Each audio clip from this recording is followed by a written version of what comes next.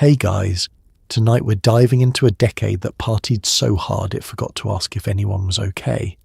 The Roaring Twenties, and specifically the whirlwind, powder-dusted life of a cocaine-addicted flapper in 1920s New York. Forget the sepia-toned photos of women in beaded dresses looking effortlessly glamorous.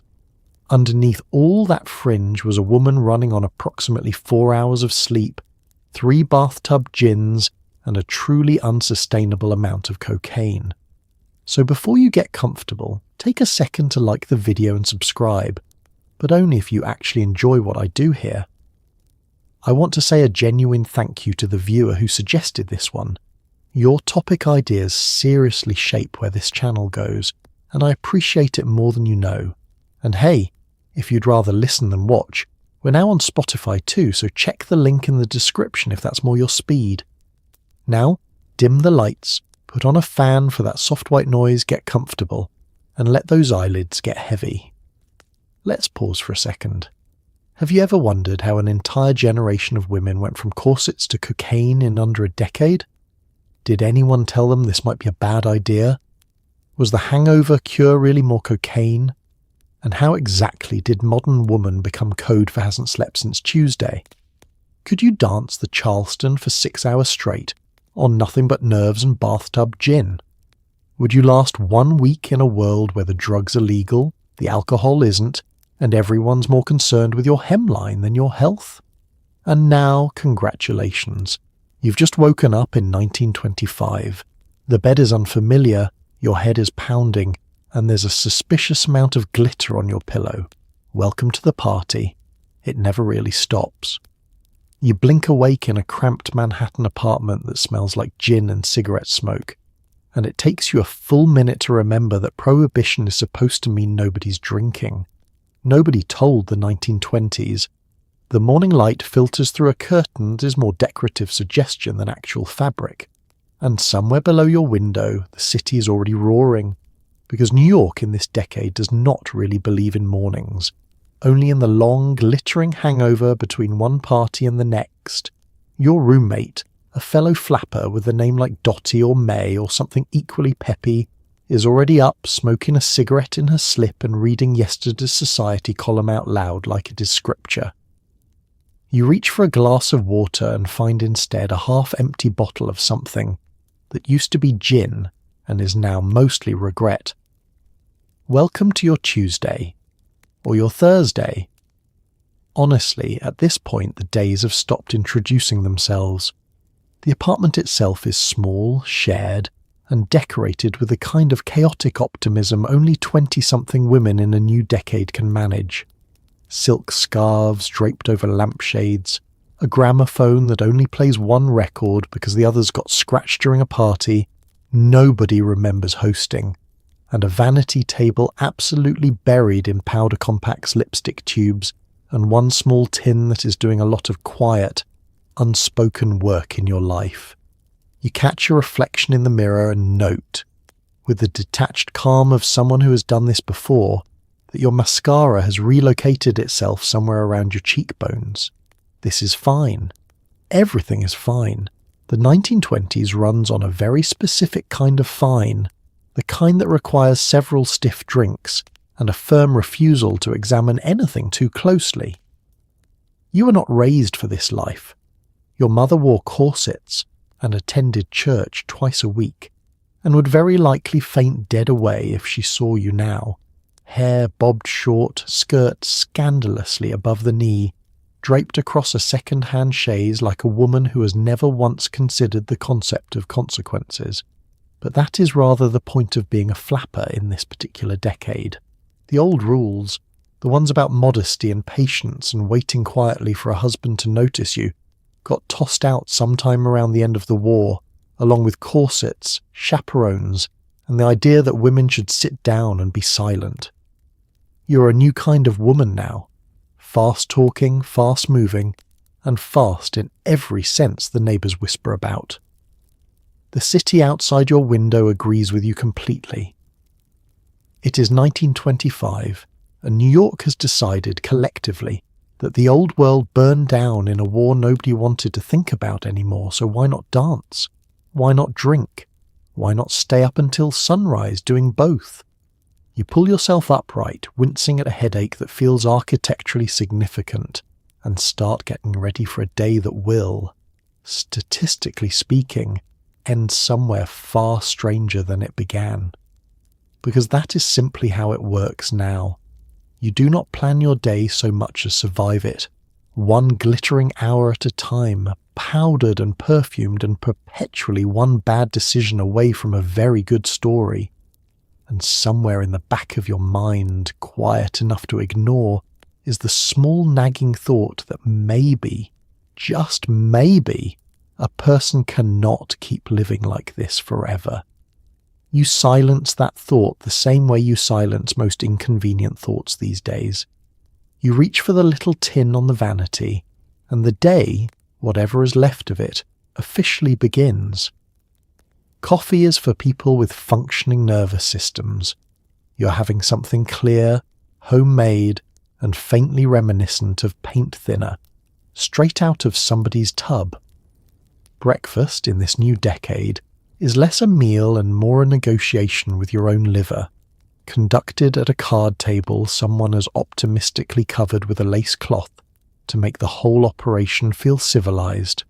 The gin itself was made 3 days ago by a man named Sal, who lives 2 floors down and insists his bathtub is, and this is a direct quote, cleaner than the Plaza Hotel's kitchen. You choose not to interrogate that claim too closely, mostly because the alternative is drinking nothing, and drinking nothing simply is not an option in a city this thirsty. Prohibition, as it turns out, has done almost nothing to stop anyone from drinking, and everything to make the drinking significantly worse in quality. The old breweries and distilleries went dark overnight, replaced by a booming underground economy of bathtubs, radiators repurposed as stills, and industrial alcohol quietly redirected from its original, far less recreational purpose. You have learned, through unfortunate trial and error, to identify a bad batch by smell alone, the way a sommelier might identify a fine vintage, except your particular expertise is detecting which homemade gin is merely terrible and which one might actually blind you. This morning's batch, mercifully, falls into the first category.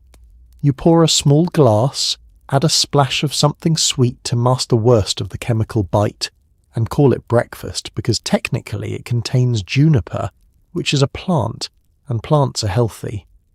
Your roommate joins you at the table, still in yesterday's stockings, and toasts you with her own glass because apparently this is simply how Tuesdays work now. Somewhere between sips you eat a single piece of toast, less for sustenance, and more as a kind of ceremonial gesture toward the idea that breakfast should involve food. The rest of the meal is liquid, warm, and aggressively unregulated by anyone with a medical degree.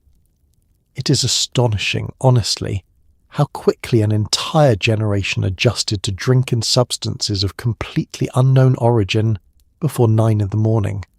Nobody checks proof. Nobody checks purity. You simply drink, wait, and hope that today is not the day your particular batch turns out to have been distilled with something you would rather not think about. This is the strange bargain of prohibition. The law banned the drink but not the desire. And desire, it turns out, is a far more powerful force than legislation. So the bathtubs kept filling, the radiators kept steaming, and an entire city learned to start its day with a substance that would have gotten you arrested in public and mildly poisoned in private. You finish your glass, feel the warm chemical glow settle somewhere behind your eyes, and decide that this, whatever this is, counts as a solid start to the day. Your roommate is already refilling her glass. Somewhere outside, the city's waking up to do exactly the same thing.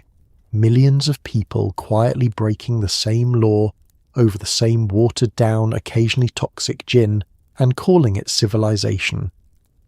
The dress does not fit right until you bind down everything nature gave you, because in the 1920s, curves are out and looking like a very glamorous coat hanger is in. You stand in front of the mirror, wrapping a long strip of fabric around your chest, with the focused determination of someone assembling furniture without instructions, flattening yourself into the fashionable silhouette of the decade, boyish, straight, and utterly uninterested in anything your Victorian grandmother would have called a figure. It is a strange kind of progress, really. Women fought for the vote, bobbed their hair and threw their corsets into the nearest incinerator, only to adopt an entirely new set of restrictive undergarments, designed to make them look as flat and androgynous as possible. Freedom apparently comes with its own set of rules. They just happen to be written by different people this time. Once properly bound, you slip into the dress itself, a shimmering drop-waist number covered in fringe that swings and catches the light with every step, because if you are going to dance until dawn, you may as well sparkle while doing it. The hemline sits scandalously at the knee, a detail that would have caused your grandmother to clutch her pearls and possibly faint onto the nearest fainting couch. You roll your stockings down just slightly, apply a shocking amount of rouge, and complete the look with a cloche hat pulled low over your newly bobbed hair, the kind of haircut that made half the older generation convinced society was collapsing. It probably was, a little, but at least it was collapsing in style. Getting dressed for a night out is not simply a matter of picking a nice frock.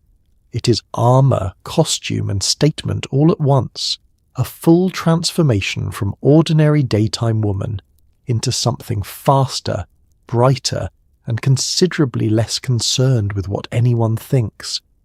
The beads on your dress alone probably weigh more than the dress itself, and by the end of the night your arms will ache from the sheer effort of dancing in something so heavily embellished.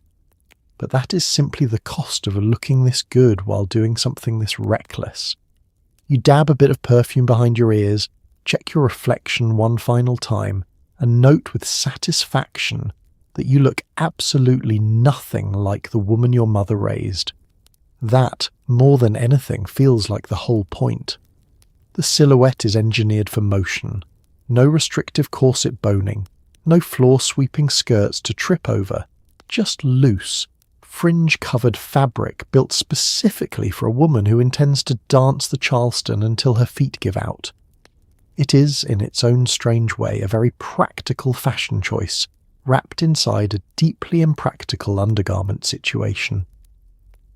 You adjust your stockings one final time, grab your little beaded handbag which contains lipstick, cash, and one small tin that is doing quite a lot of unspoken heavy lifting in your evening plans, and head for the door.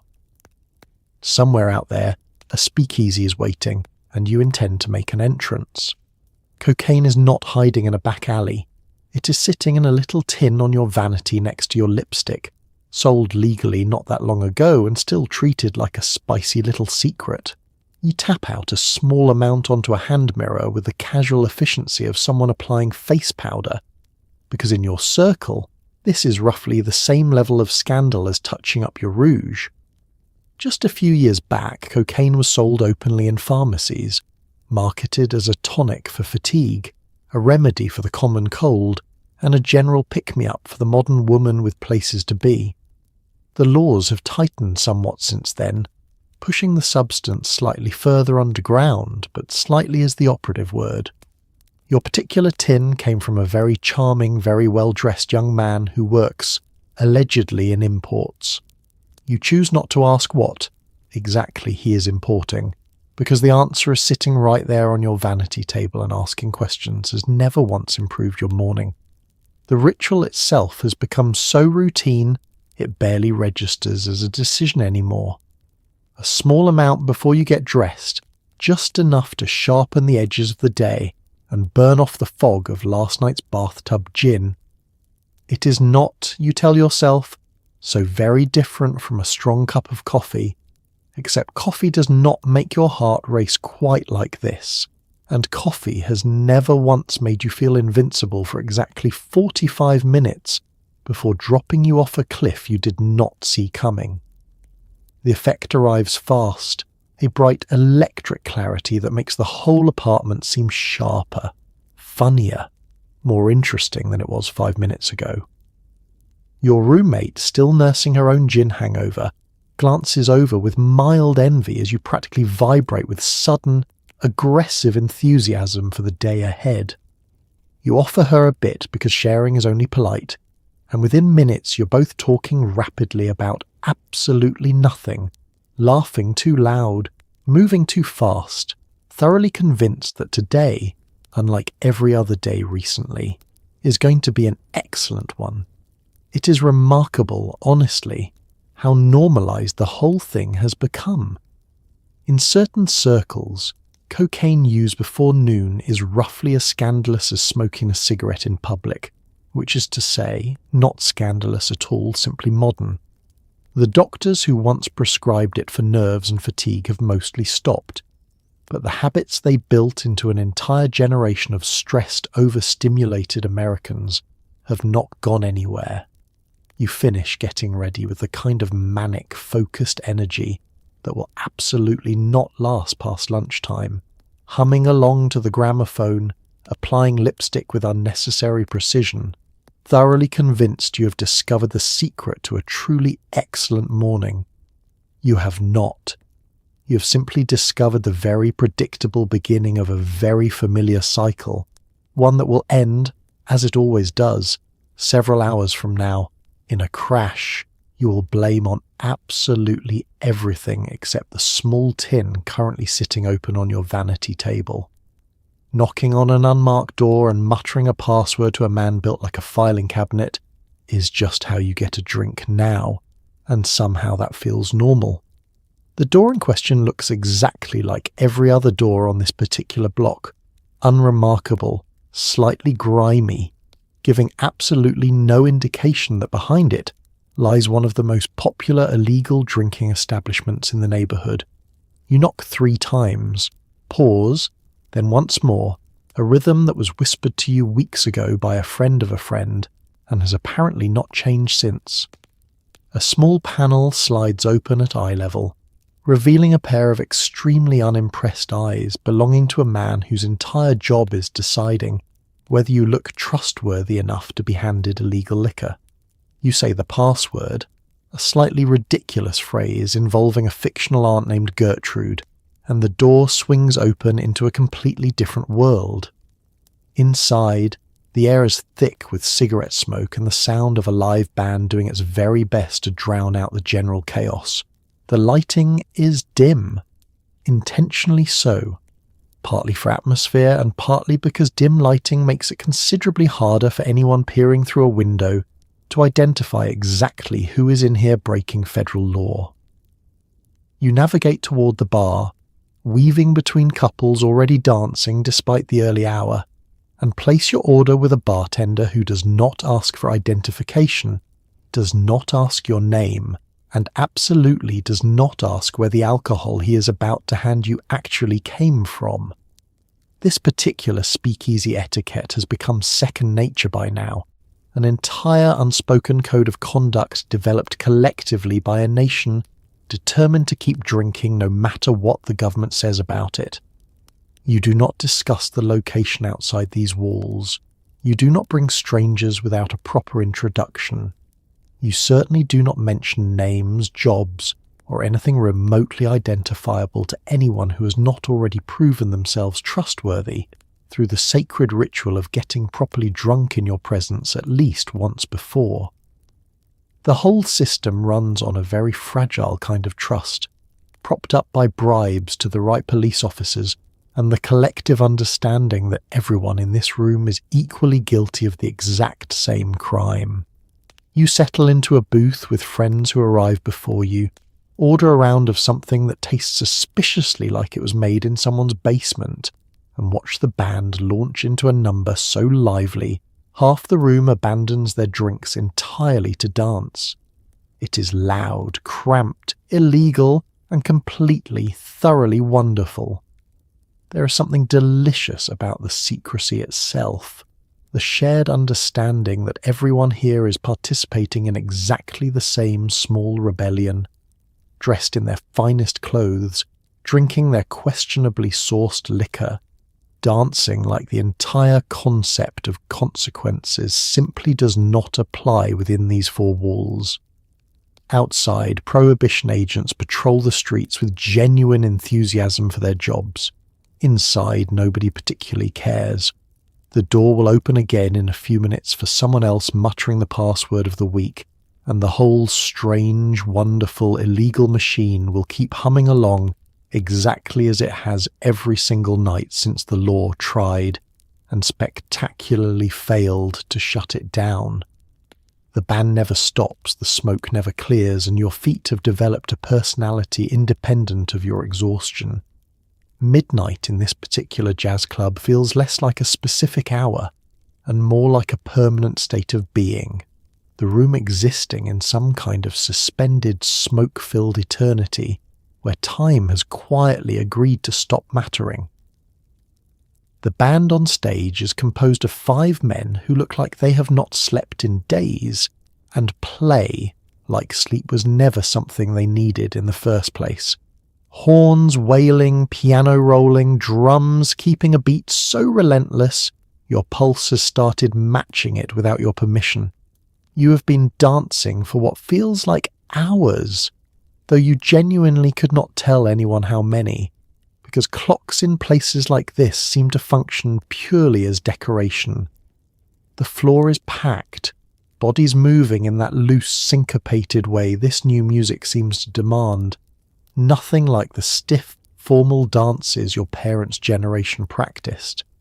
This is looser, wilder, considerably more fun, and roughly 40% more likely to result in someone accidentally elbowing a stranger mid-spin. The smoke hangs in a permanent haze near the ceiling, thick enough that the stage lights create visible beams cutting through it, and the whole effect feels almost theatrical, as though someone designed the atmosphere specifically to make everyone inside feel like they're living inside a very glamorous fever dream. You catch your breath at a small table near the edge of the dance floor, accepting a drink from someone you met approximately 20 minutes ago and already consider a close personal friend, because that is simply how nights like this work. Friendships form fast, burn bright, and occasionally do not survive until morning, but for right now, in this exact moment, everyone in this room feels like family. The music shifts into something slower, moody, saxophone leading the way, and for a brief moment the frantic energy of the room settles into something almost tender. Couples sway close together in the dim light, and even the most exhausted dancers find a second wind for this one.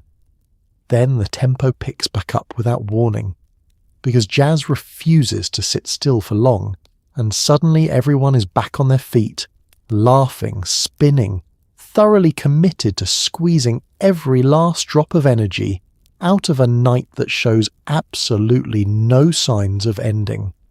Somewhere near the bar, a small transaction happens quietly. A tin passed discreetly between hands, because midnight in this club runs on more than just music and gin. You feel the familiar spark of energy hit somewhere around 1 in the morning, sharp and bright, just enough to push through the exhaustion your body has been quietly signalling for the last hour. The band keeps playing, the smoke keeps hanging in the air, and you keep dancing.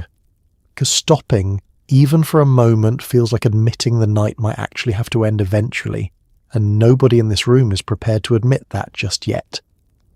Nobody explained that the dance craze sweeping the nation would also double as a cardiovascular event you never agreed to.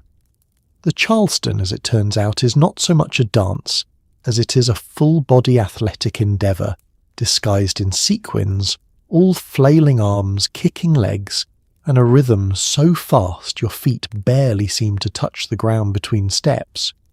You learned it, like everyone else this year, from watching other women at the club and simply attempting to copy whatever they were doing with your own limbs, a process that involved a truly embarrassing number of near collisions before you finally found the rhythm.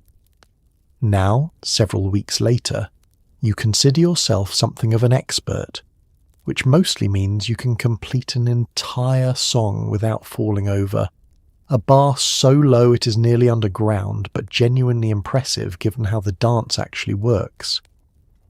Tonight, the band has launched into their third Charleston number in a row, and the entire dance floor has transformed into a writhing, kicking mass of fringe and flailing limbs, everyone moving with the specific manic energy of people who have decided, collectively and without discussion, that tonight is simply not a night for resting.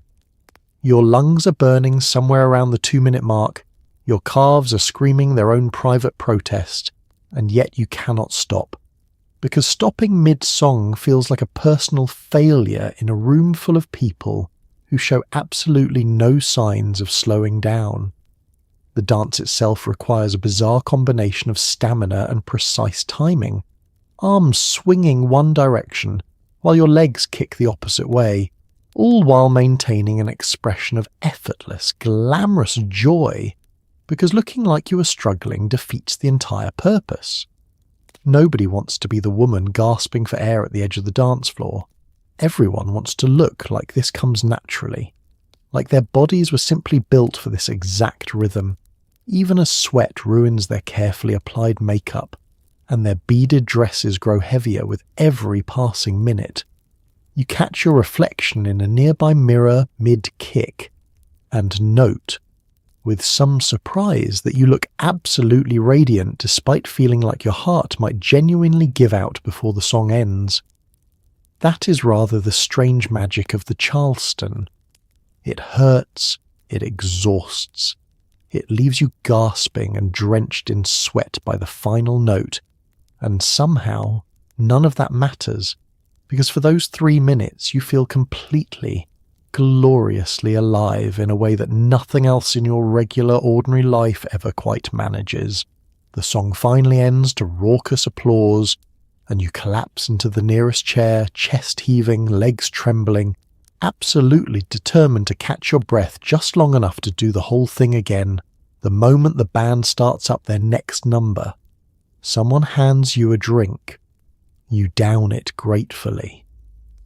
The band, predictably, does not wait long before launching into something equally fast, and somehow, against every reasonable instinct your exhausted body is currently screaming at you, you're back on your feet within minutes, kicking, flailing, and thoroughly certain that this decade has genuinely invented a new and thoroughly punishing form of exercise disguised entirely as fun.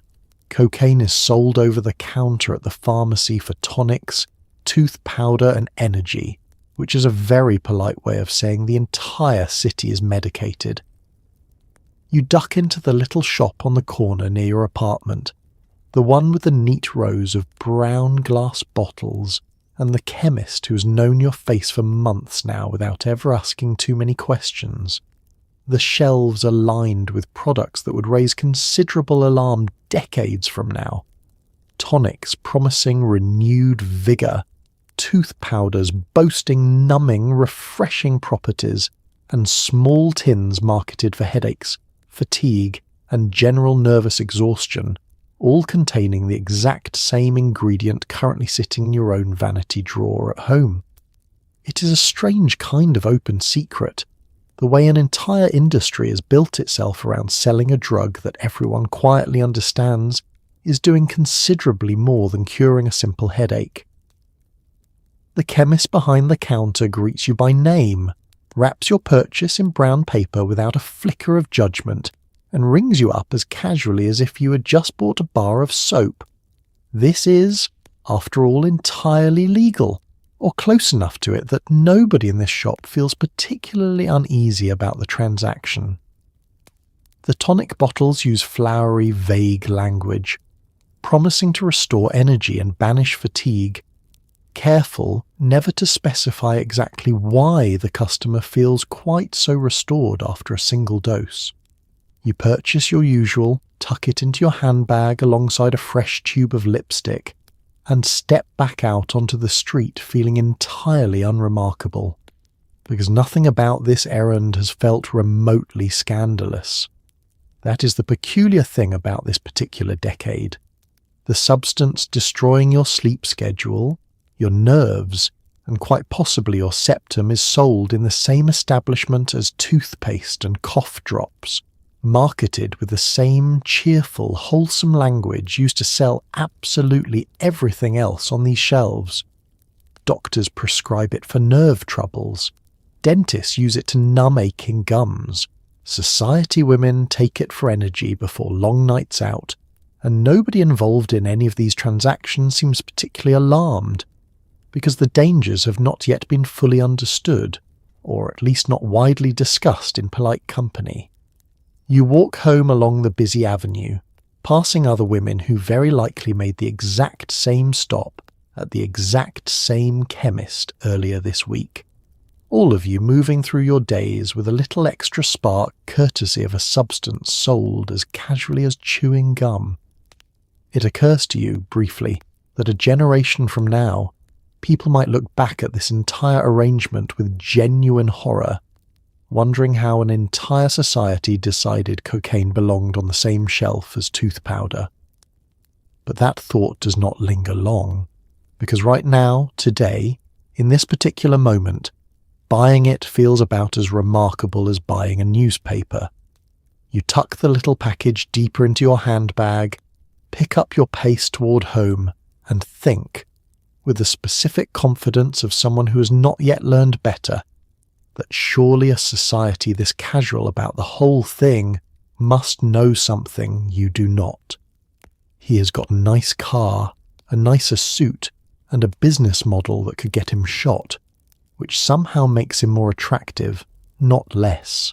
You meet him at the speakeasy, naturally, because where else would a person meet a bootlegger, leaning against the bar with the kind of easy confidence that comes from a man who has successfully outrun both the law and several rival gangs on more than one occasion this month alone.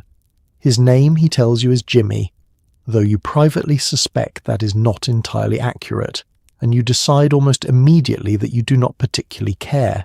He buys you a drink, one you happen to know he personally smuggled into the city just days ago, hidden in crates labelled as something considerably more boring, and there is something undeniably thrilling about sipping liquor, you know, travelled here through genuinely dangerous channels.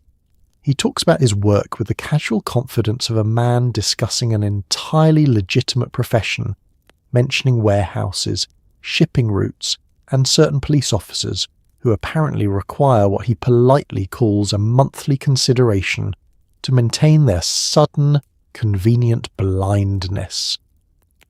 You find yourself leaning in closer, not entirely sure whether it is the gin or the genuine danger radiating off him, though at this point in the evening you have honestly stopped trying to distinguish between the two.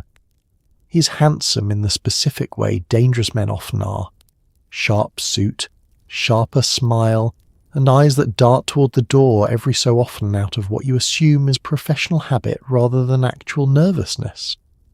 The two of you dance for a while, and he moves with the same easy confidence he seems to bring to everything, guiding you smoothly through a room full of people who very likely owe him money, favours, or both. Somewhere around your third drink he mentions, almost casually, that a rival operation tried to hijack one of his shipments last week, and 2 men did not survive the disagreement. He says this the way another man might mention a minor inconvenience with his automobile, and you realise, with a jolt somewhere between alarm and fascination, that the charming man currently spinning you around the dance floor operates in a world where violence is simply an occasional cost of doing business. It should probably concern you more than it does. Instead, you find yourself oddly thrilled by the proximity to genuine danger, the sense that for tonight at least, you're standing very close to the actual engine driving this entire glittering illegal decade. He walks you outside near the end of the night, offers you a ride home in his considerably nicer than reasonable automobile, and you accept, mostly because refusing feels like turning down a story you will want to tell later. He drops you at your building, kisses your hand with theatrical politeness, and promises to find you again soon. You have no doubt that he will.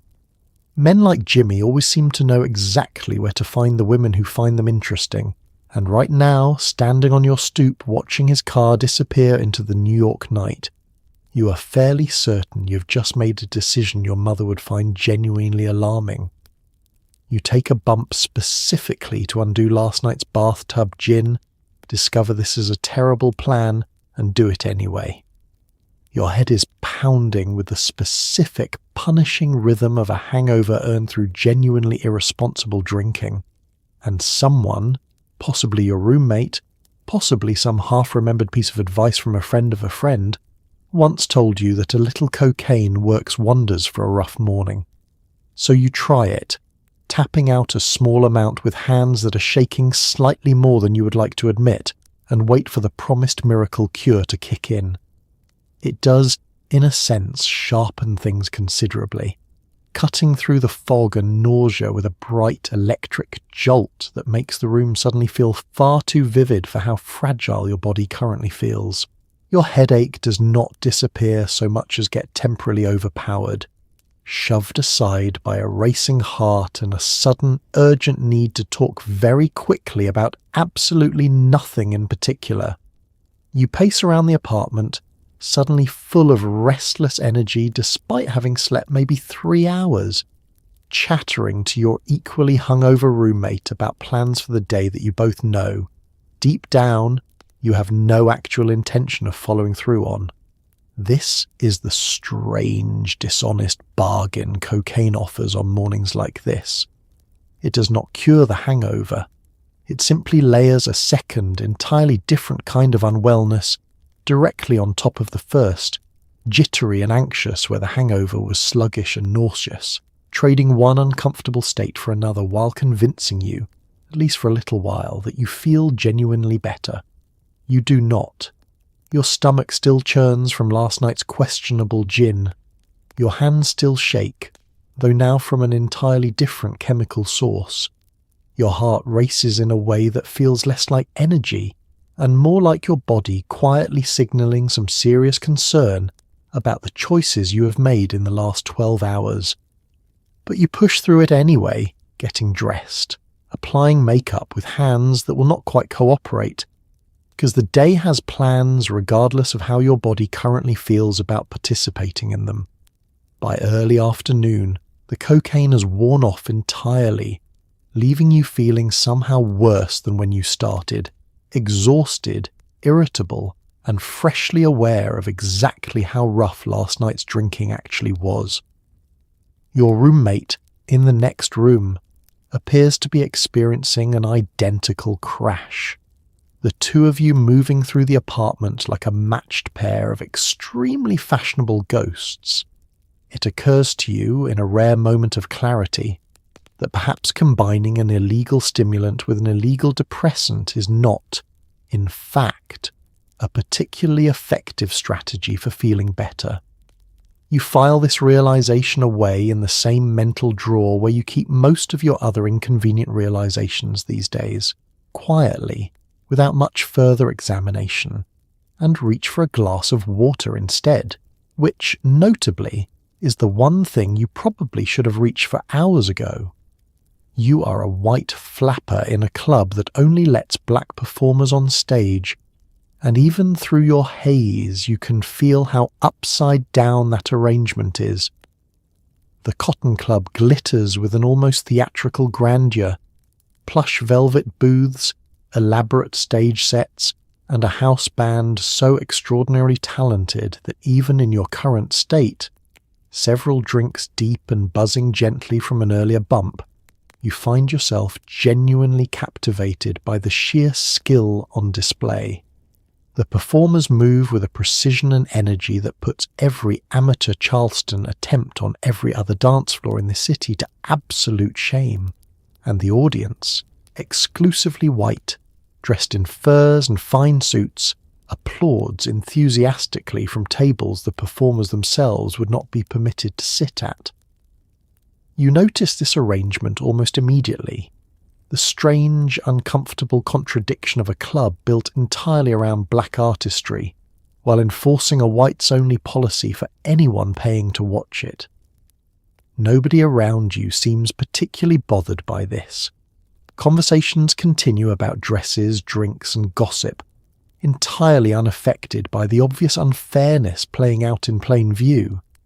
You sip your drink and watch the show, telling yourself this is simply how things are.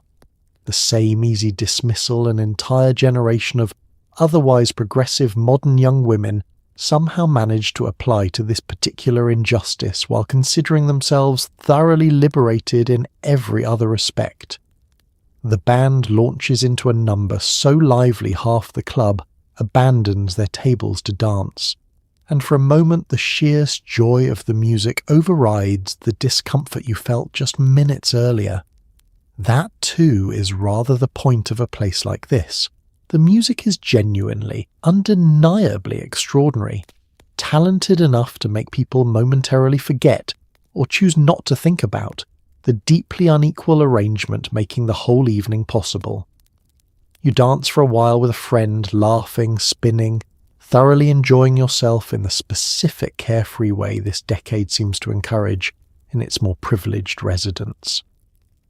Later, near the bar, you overhear two men discussing in low voices how much money this particular club generates for its owners, men who built considerable fortunes on exactly this kind of segregated arrangement, profiting handsomely from talent they refuse to treat as equal.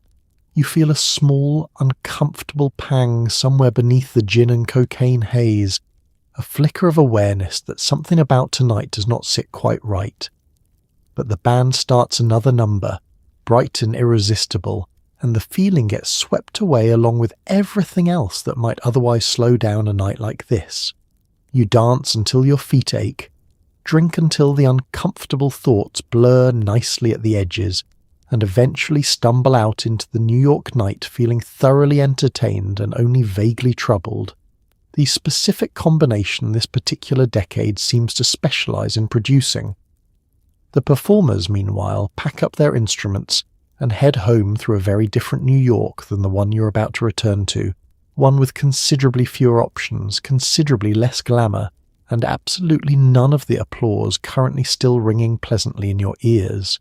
Fringe, beads, and a hemline that would have scandalized your grandmother, all designed for maximum shimmer while doing something reckless.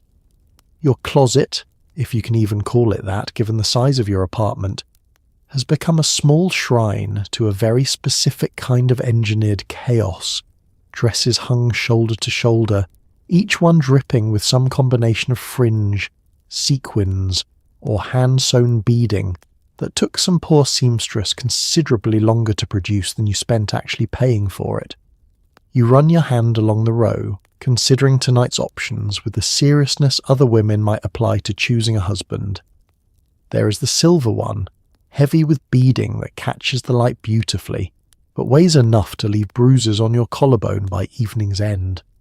There is the black fringe number that swing dramatically with every Charleston kick, practically designed by someone who understood exactly how this decade intended to move. And there is the newer one, blush pink, still smelling faintly of the shop, purchased on credit you have no immediate plan to repay. Fashion this decade operates on a simple, almost violent principle.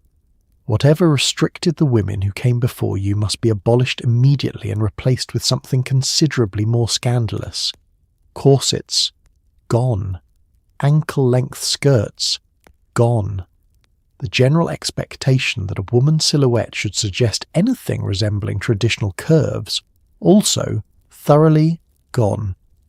In its place stands the flapper silhouette, straight, boyish, utterly uninterested in accentuating anything your mother's generation spent considerable effort emphasizing.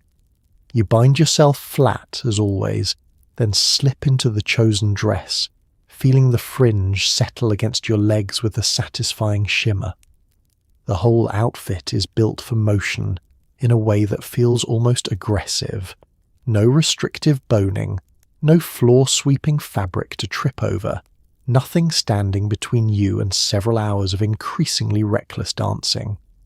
You pull on stockings, roll them down slightly below the knee in the fashionable manner and step into shoes with a small heel. low enough to survive an entire evening of Charleston kicks without collapsing entirely. The final touch is always the hat, a close-fitting cloche pulled low over your bobbed hair, completing a silhouette that would have been entirely unrecognisable to a woman standing on this exact street just 10 years earlier. Your grandmother, on the rare occasion she visits, looks at this whole ensemble with an expression somewhere between horror and genuine bewilderment, muttering something about how in her day a woman covered her ankles and did not consider that a personal failing. You smile politely and change nothing about your plans for the evening. This wardrobe is not simply about looking fashionable. It is a small, glittering rebellion stitched into every seam, a rejection of every rule you were raised to follow without question, every fringe strand that swings when you dance, every bead that catches the light under a speakeasy's dim bulbs, every scandalous inch of exposed leg below the knee. All of it adds up to a specific, deliberate statement. The old rules do not apply to you anymore, and you intend to dance directly on top of their grave until your feet genuinely cannot take another step. You excuse yourself to the powder room. So often the waiter starts refilling your water without asking, assuming correctly that you need it. Dinner tonight is a proper affair. White tablecloths, several courses, and a table full of friends discussing absolutely nothing of consequence with tremendous enthusiasm. Between the soup and the fish, you slip away, purse in hand, and duck into the small mirrored powder room where at least 2 other women from your party are already taking turns with their own little tins. Nobody comments on this. It has become such a routine part of a proper dinner out that the powder room practically functions as an unofficial second course, sandwiched neatly between the soup and whatever arrives next. You tap out a small amount, feel the familiar sharp jolt hit almost immediately, check your lipstick in the mirror, and head back to the table feeling considerably more alert than you did 10 minutes ago. Your friend Dottie catches your eye across the table and gives a small knowing smile, the universal signal among your circle that everyone at this table understands exactly what just happened in that powder room and considers it entirely unremarkable. Conversation continues, brighter and faster now, everyone talking slightly too quickly about the theatre, about a scandal involving someone's cousin, about absolutely nothing with tremendous chemically enhanced enthusiasm. The fish course arrives and you barely touch it, appetite considerably diminished by whatever is currently racing through your system, though nobody at the table seems to find this particularly odd either. Several of your dinner companions are pushing their own plates around with similar disinterest, all of you performing the strange unspoken theatre of a proper dinner party, while your actual bodies are far more interested in the small tins tucked away in various handbags around the table. By dessert you excuse yourself again, and this time you're not alone in the powder room, 3 of you now, taking turns in front of the mirror with the easy familiarity of women who have done this together more times than any of you would care to count out loud. It occurs to you, briefly, standing there under the harsh mirror lighting, that dinner itself has become almost incidental to these outings, a formal excuse to gather in beautiful dresses at a beautiful table, while the actual point of the evening happens in 5-minute increments, in whatever powder room the restaurant happens to provide. You return to the table feeling that familiar bright jittery clarity, order coffee you have no intention of finishing, and continue the conversation exactly where it left off, as though nothing at all happened in the last 5 minutes. The waiter, meanwhile, has clearly done this dance with enough tables to know precisely what is happening every time a woman excuses herself mid-meal, and he refills your water glass without comment, the closest thing to acknowledgement this whole elaborate charade ever receives from the actual restaurant staff. The papers call you a modern girl with boundless energy, which is one way to describe a raging drug habit hiding in plain sight. You spot your name in the society column over breakfast, or what passes for breakfast these days, and feel a small thrill reading the description. Seen dancing until dawn at 3 separate parties this week alone, the very picture of the tireless, vivacious modern woman this decade seems determined to celebrate. The writer means it as a compliment, and you take it as one, because from the outside your relentless energy does look rather glamorous, all sparkle and stamina, and an apparently bottomless capacity for fun. What the column does not mention, because the writer genuinely has no idea, is exactly how that boundless energy gets manufactured several times a day out of a small tin kept discreetly in your handbag. The society pages this decade are obsessed with women like you, chronicling every party, every dress, every scandalous late-night appearance, with the breathless enthusiasm of journalists who have collectively decided that women behaving with newfound freedom makes for excellent copy. You're described as vivacious, magnetic, endlessly entertaining, all technically true descriptions that happen to be sitting directly on top of an entirely different, considerably less glamorous reality. Your mother reads the same column, of course, and calls later that afternoon to express her usual mixture of pride and concern, asking whether you're perhaps overdoing things just slightly. You assure her you're simply young and enjoying life, a phrase that has become something of a personal specialty, technically true, strategically vague, and entirely designed to end the conversation before it gets anywhere near the actual truth. The papers love this particular narrative because it fits so neatly into the story. This decade wants to tell about itself. Liberated young women, freed from old constraints, dancing joyfully into a bright modern future. Nobody writing these columns particularly wants to complicate that story with inconvenient details about exactly how so many of these vivacious young women maintain their boundless energy night after night without ever seeming to sleep. You clip the article as you always do, adding it to a small, growing collection tucked into your vanity drawer, right next to the little tin that made tonight's mention possible in the first place. There is something almost darkly funny about it. The way the exact same substance quietly destroying your septum and your sleep schedule is also, indirectly, the thing generating the glamorous reputation currently making you something of a minor celebrity in certain social circles. The society pages will keep writing about girls like you for as long as this decade lasts, celebrating the sparkle without ever once asking what exactly is fueling it. And you, for your part, will keep showing up to exactly the kind of parties that get you mentioned. Because being written about, even inaccurately, even by writers who have no idea what they are actually describing, still feels considerably better than being forgotten. Someone you danced with last week does not show up this week, and everyone agrees not to talk about why over their drinks. Her name was Ruthie, a bright, funny girl from your building who danced the Charleston better than almost anyone in your entire circle, and always seemed to know exactly which speakeasy had the best band on any given night. You had plans to meet her at the club tonight, plans made just days ago, laughing about some ridiculous story involving her sister's disastrous new boyfriend. She never arrived. Word trickled through your friend group slowly. In the careful, quiet way bad news travels among people who have collectively decided not to look too closely at anything unpleasant. A bad batch, someone said, from a new supplier nobody had used before, something laced with an ingredient nobody bothered checking. She'd gone home from a party 2 nights ago and simply never woken up.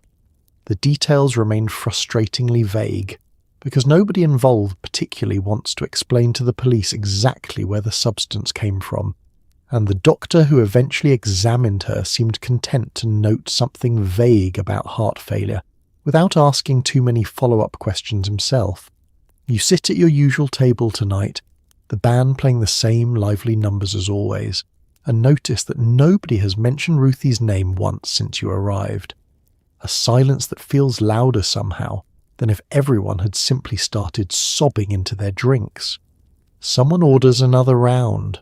Someone else laughs a little too loudly at a joke that was not particularly funny.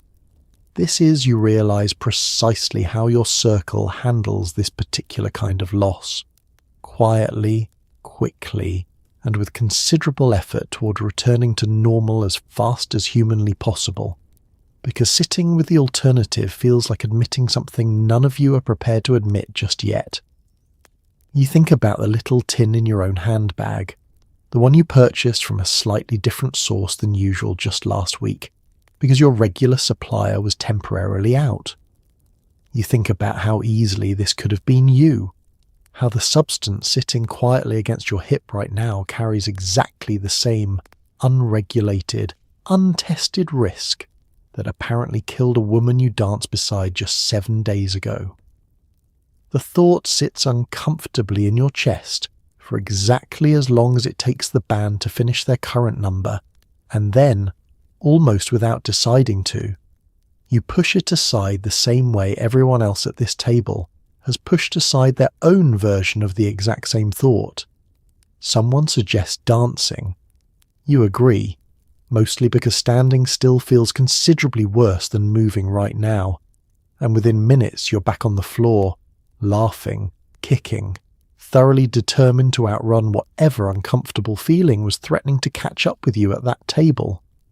Ruthie's absence will be noted quietly, mourned privately, and then eventually simply folded into the long, growing list of things this particular decade has collectively decided not to examine too closely. Right alongside everything else, nobody in this glittering, reckless circle particularly wants to think about for longer than the length of a single song. Medicine in the 1920s treats female anxiety with the exact substance currently destroying your septum, and nobody in the room finds that ironic. You visit Dr. Whitfield because your hands have started shaking slightly in the mornings, a development that concerns you just enough to seek professional guidance, though not quite enough to consider what might actually be causing it. He examines you with the calm, unhurried confidence of a man who has seen a great many similarly nervous young women this month alone, checks your pulse, which is admittedly racing rather significantly, and asks a series of questions about your sleep, your appetite, and your general nervous disposition. You answer honestly, mostly, mentioning trouble sleeping and a certain restlessness that has been bothering you lately, carefully omitting the part where your restlessness might have something to do with the several tins of cocaine you have personally consumed this week alone. He nods thoughtfully, writes something on his little pad, and informs you that you are suffering from a case of nervous exhaustion, quite common among modern women managing such busy, active social lives. His prescribed remedy, delivered with total professional confidence, involves a tonic he recommends twice daily, one that, upon reading the label later at home, contains a very familiar active ingredient in a very familiar concentration. You almost laugh out loud right there in his office. The very substance quietly wrecking your nerves has just been prescribed by an actual physician as the official cure for those exact same nerves. A closed loop so perfectly circular it would be almost impressive if it were not also actively dangerous. Dr. Whitfield is not a quack either. He trained properly, practices respectably, and genuinely believes he is helping his patients, because the medical establishment itself has not yet fully caught up to understanding exactly what this particular drug does to a person over sustained use. Cocaine has spent decades being celebrated as a wonder substance, praised by respected physicians for treating everything from depression to exhaustion to a general lack of vigour, and old habits, particularly profitable ones, tend to persist considerably longer than they probably should. You leave his office with your little prescribed tonic tucked into your handbag, feeling oddly validated, as though a medical professional has just officially blessed the exact habit you were already quietly maintaining on your own. There is something almost darkly comic about the whole arrangement, an entire respectable profession unwittingly enabling precisely the crisis it claims to be treating, prescribing more of the poison as the cure for the poisoning. You take your first dose that same afternoon, feel the familiar bright jolt hit right on schedule, and think, with genuine relief, that at least now your habit comes with a doctor's official approval stamped right there on the label. It does not occur to you, not yet anyway, to wonder why an entire medical system built around healing people would so thoroughly fail to notice that this particular remedy might be causing considerably more harm than the vague, nervous exhaustion it claims to be curing. Broke neighbours throw a party to cover their rent, and somehow it is the wildest night of your month, cocaine included, free of charge if you know the right person. You climb the stairs to the 4th floor apartment, already hearing the piano through the door, someone playing with the kind of loose, joyful energy that suggests they have had at least 2 drinks already and intend to have several more.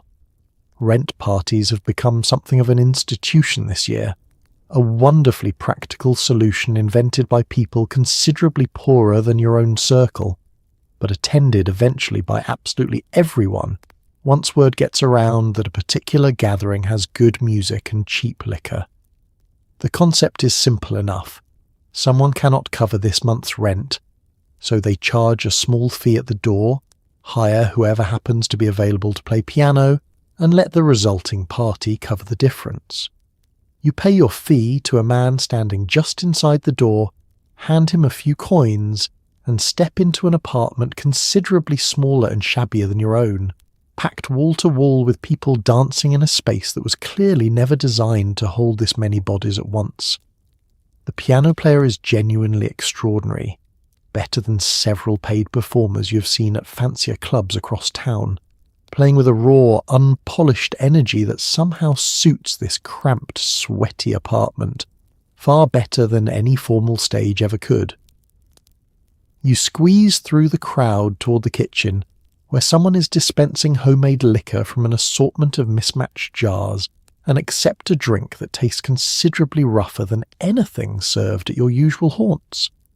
Nobody here seems to mind. The whole point of a rent party is enthusiasm over polish, and this particular crowd has enthusiasm to spare, dancing with an unguarded joy that feels somehow more genuine than the practiced glamour of your regular speakeasy circuit. Near a window, you spot a familiar face, a friend of a friend who apparently always seems to have a little something extra tucked away in his coat pocket, and within minutes you have arranged your usual small transaction. The tin passed discreetly between hands in a corner nobody else happens to be watching.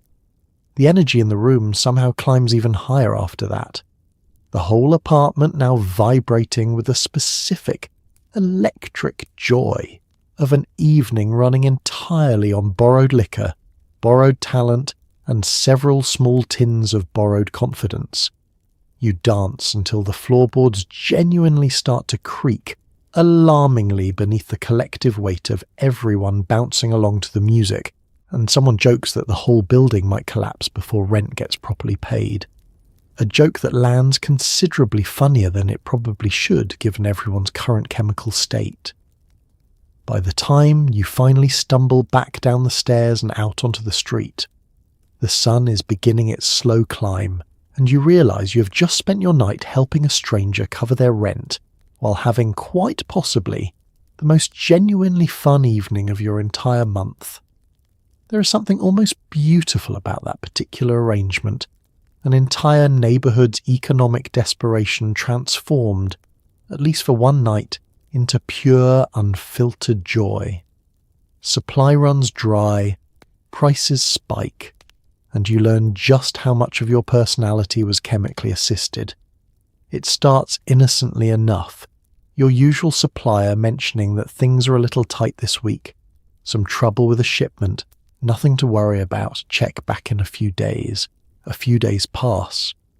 Your regular tin runs empty, and you discover, to your considerable alarm, that your usual backup sources have all mysteriously dried up at the exact same time, as though the entire underground supply chain feeding your particular habit has collectively decided to take a coordinated vacation. You spend an increasingly frantic afternoon working through your address book, calling on friends of friends, visiting the little pharmacy on the corner, only to be told by the chemist with a slightly apologetic shrug that his supply has also run unusually short this week. By the third day without your usual dose, you notice things about yourself you had not particularly examined before. You're irritable in a way that feels almost foreign, snapping at your roommate over something genuinely trivial, then immediately feeling guilty without quite understanding why you reacted so strongly in the first place.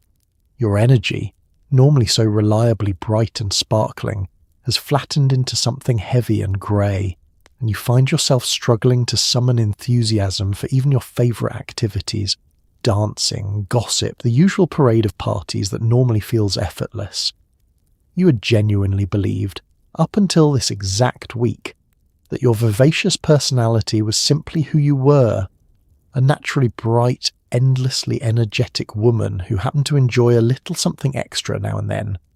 This week suggests a considerably less flattering possibility, that a significant portion of the woman everyone at the club knows and enjoys has been this whole time quietly manufactured several times a day out of a small tin you can no longer locate anywhere in this city.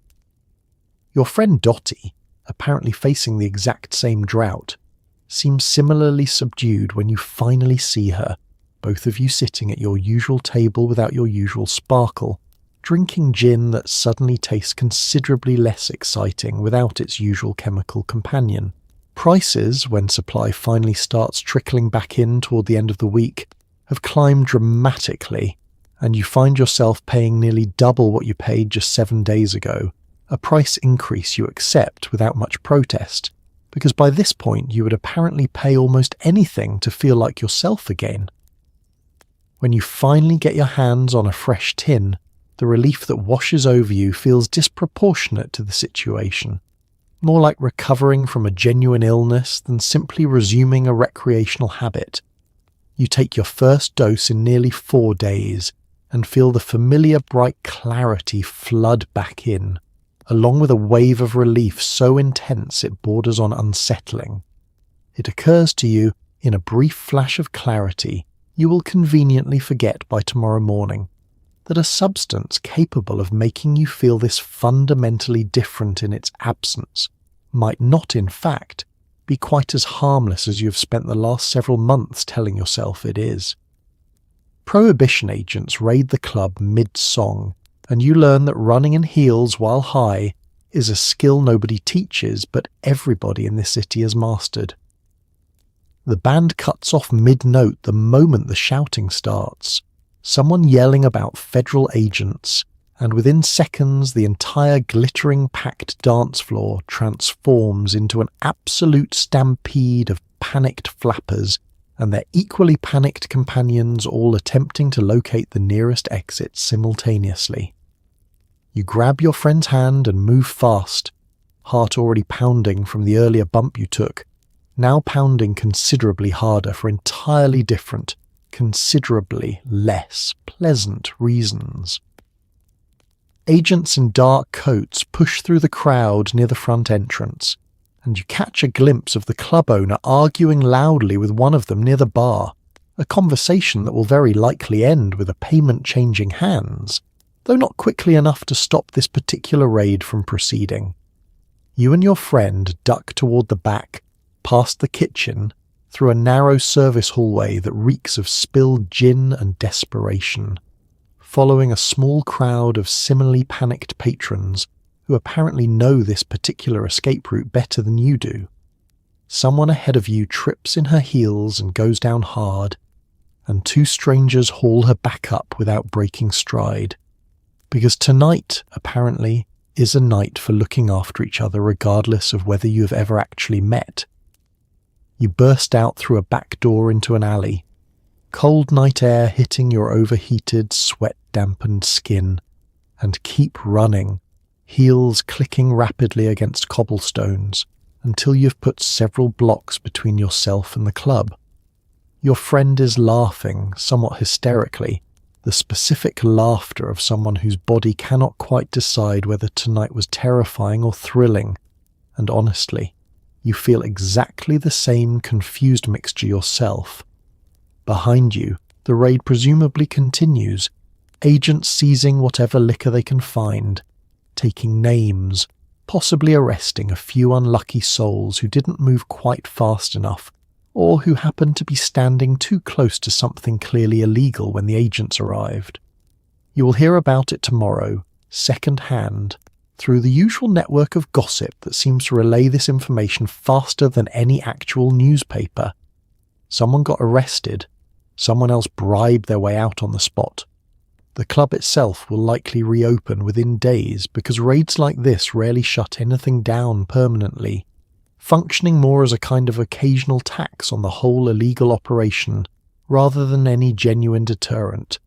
You finally slow to a walk several blocks away, catching your breath, adrenaline slowly draining out of your system, alongside whatever chemical assistance was still lingering from earlier in the evening. It occurs to you that you have just sprinted several city blocks in heels, while under the influence of at least 2 different illegal substances, fleeing federal agents, and somehow this feels less like a terrifying brush with the law and more like a genuinely excellent story you cannot wait to tell at the next party. That, more than anything, might be the truest measure of exactly how normalized this entire reckless lifestyle has become. Your boyfriend prefers you talkative, sparkling, and awake for 36 hours straight, which tells you a lot about him and nothing good about your relationship.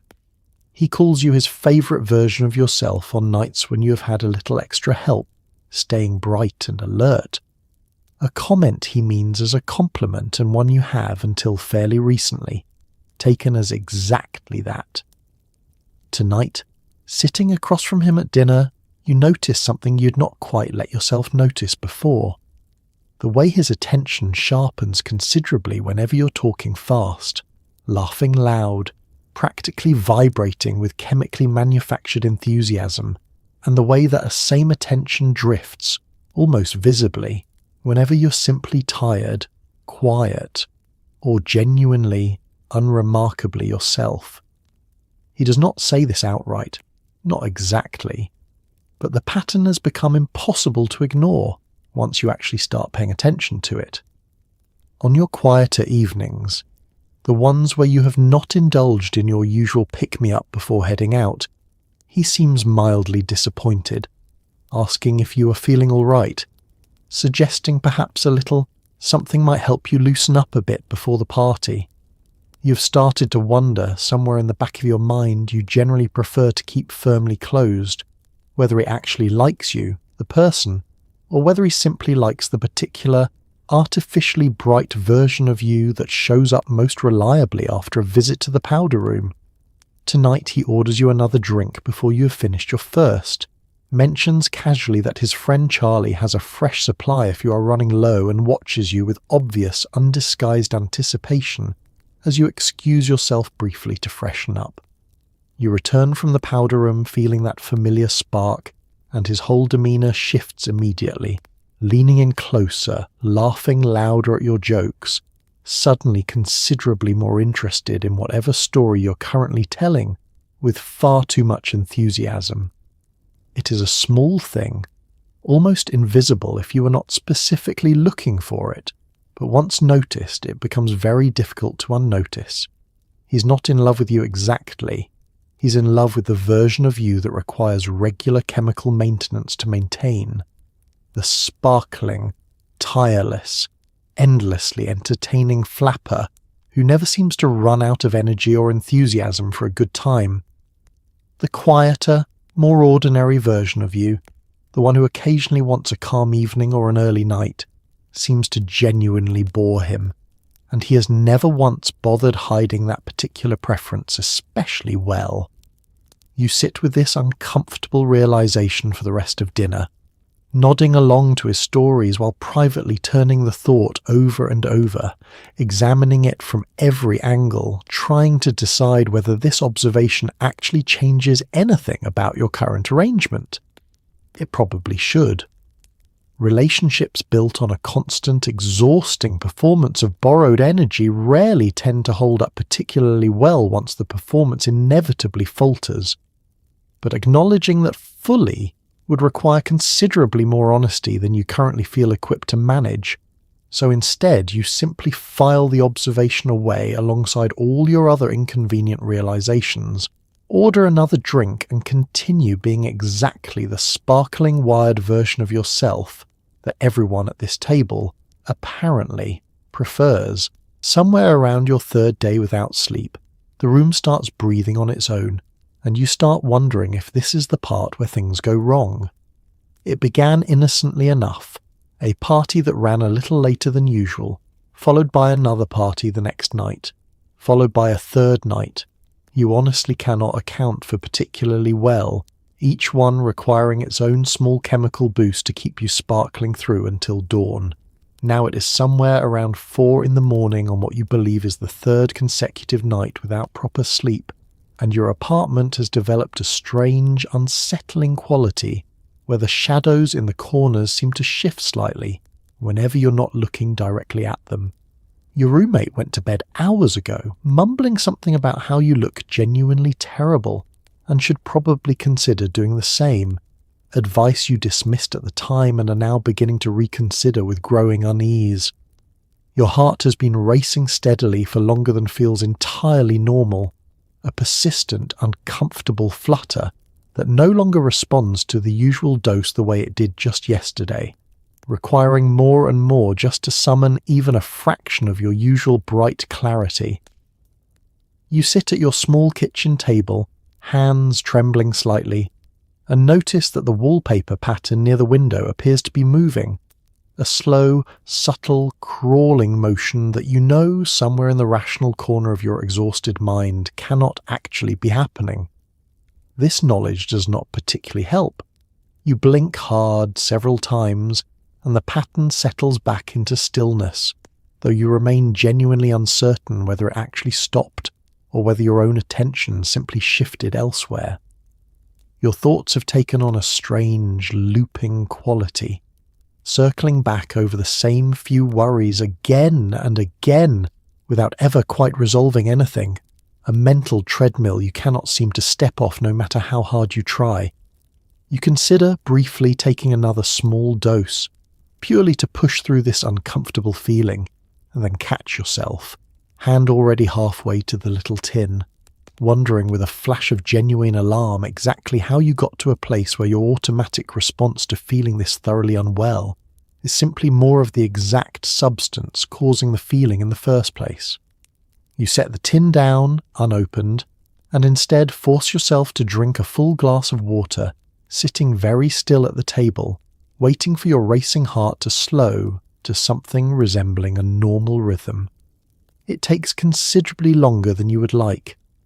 The sun eventually starts creeping up over the buildings outside your window, grey light slowly replacing the strange shifting darkness that has been unsettling you for the last several hours, and with it comes a small measure of relief, the simple grounding fact of daylight reasserting some sense of normalcy onto a night that had started feeling genuinely frightening. You finally crawl into bed as the city outside begins its own morning routine, oblivious to the private, unsettling ordeal you just experienced alone at your kitchen table, and sleep, when it finally comes, arrives heavy and dreamless, the kind of exhausted collapse that feels less like rest and more like your body simply refusing to continue functioning until you give it no other choice. The family heirlooms disappear one by one, and you have gotten remarkably good at lying about where they went. The pawnbroker on the corner knows you by name now, greeting you with a familiar nod as you slide another small velvet box across his counter, this one containing a delicate pearl brooch that belonged to your grandmother, passed down through 3 generations before landing apparently in exactly this transaction. He examines it briefly, names a price considerably lower than what the piece is genuinely worth, and you accept without much negotiation, because you need the cash today, not next week after a longer, more dignified haggling process. This makes the 4th piece you have brought in over the last 2 months, following a gold locket, a set of earrings, and a small ruby ring that your mother specifically mentioned wanting you to have someday. a comment that lands with considerably more weight now than it did when she first said it. You tell yourself each time that this particular piece simply is not sentimental enough to matter, a story that grows increasingly difficult to believe as the pieces you have already sold accumulate into something resembling most of your grandmother's entire jewellery collection. The cash from today's transaction will cover, roughly, enough powder to get you through the next week, an arithmetic you have become distressingly skilled at calculating without ever quite acknowledging out loud exactly what that arithmetic actually represents. Your mother asks occasionally whether you still have the brooch, mentioned in passing during a phone call, and you lie smoothly, mentioning that it is safely tucked away at home, a lie that comes considerably easier now than it did the first time you told a version of it 2 months ago. The guilt registers somewhere in the back of your mind, a persistent quiet discomfort you have become quite practiced at ignoring, filing it away alongside your other uncomfortable realizations in that same crowded mental drawer that never seems to actually close properly anymore. You walk out of the pawn shop with cash folded into your handbag, already mentally routing toward your usual supplier, the transaction complete, the guilt temporarily manageable, the whole arrangement feeling, in this specific moment, like a perfectly reasonable trade. It is only later, lying awake that night, that the full weight of what you have done settles in properly. These pieces represented something real, tangible connections to women in your family who live through considerably harder circumstances than you currently face. Women who would very likely be horrified to learn their carefully preserved heirlooms had been traded away, piece by piece, for a substance destroying their granddaughter from the inside out. You think about your grandmother specifically, a woman who survived genuine hardship, who would have found the entire concept of your current predicament almost incomprehensible, trading real, lasting value for a few days of manufactured sparkle. The thought sits heavily in your chest for longer than usual tonight, refusing to be quite so easily dismissed as your other uncomfortable realizations typically are. But morning arrives, as it always does, along with the usual routine, and by the time you're getting dressed, the discomfort has faded back into its familiar quiet corner, easily ignored, at least for today, in favour of getting on with whatever the day happens to require. Everyone in your social circle has the same excuse for the same symptom, and nobody is buying it, least of all you. It happens again this morning, a sudden warm trickle you notice just seconds too late, requiring a hurried dash to the bathroom and several minutes with a cold cloth pressed against your face while you wait for the bleeding to stop. Your roommate glances in briefly, sees the cloth, and simply says dry air again, a statement rather than a question, because at this point you have both repeated this particular excuse so many times it has essentially become a shared, unspoken joke between you, one neither of you actually finds particularly funny anymore. New York air, you have collectively decided, is simply unusually dry this season, an explanation that conveniently ignores the fact that this particular symptom seems to correlate suspiciously well with exactly how much time you spent at your vanity table earlier that morning rather than any actual meteorological pattern. Your friend Dottie mentioned the exact same issue just last week, blaming her own nosebleed on the radiator in her apartment running too hot, a slightly different excuse aimed at the exact same underlying cause neither of you particularly wants to discuss directly.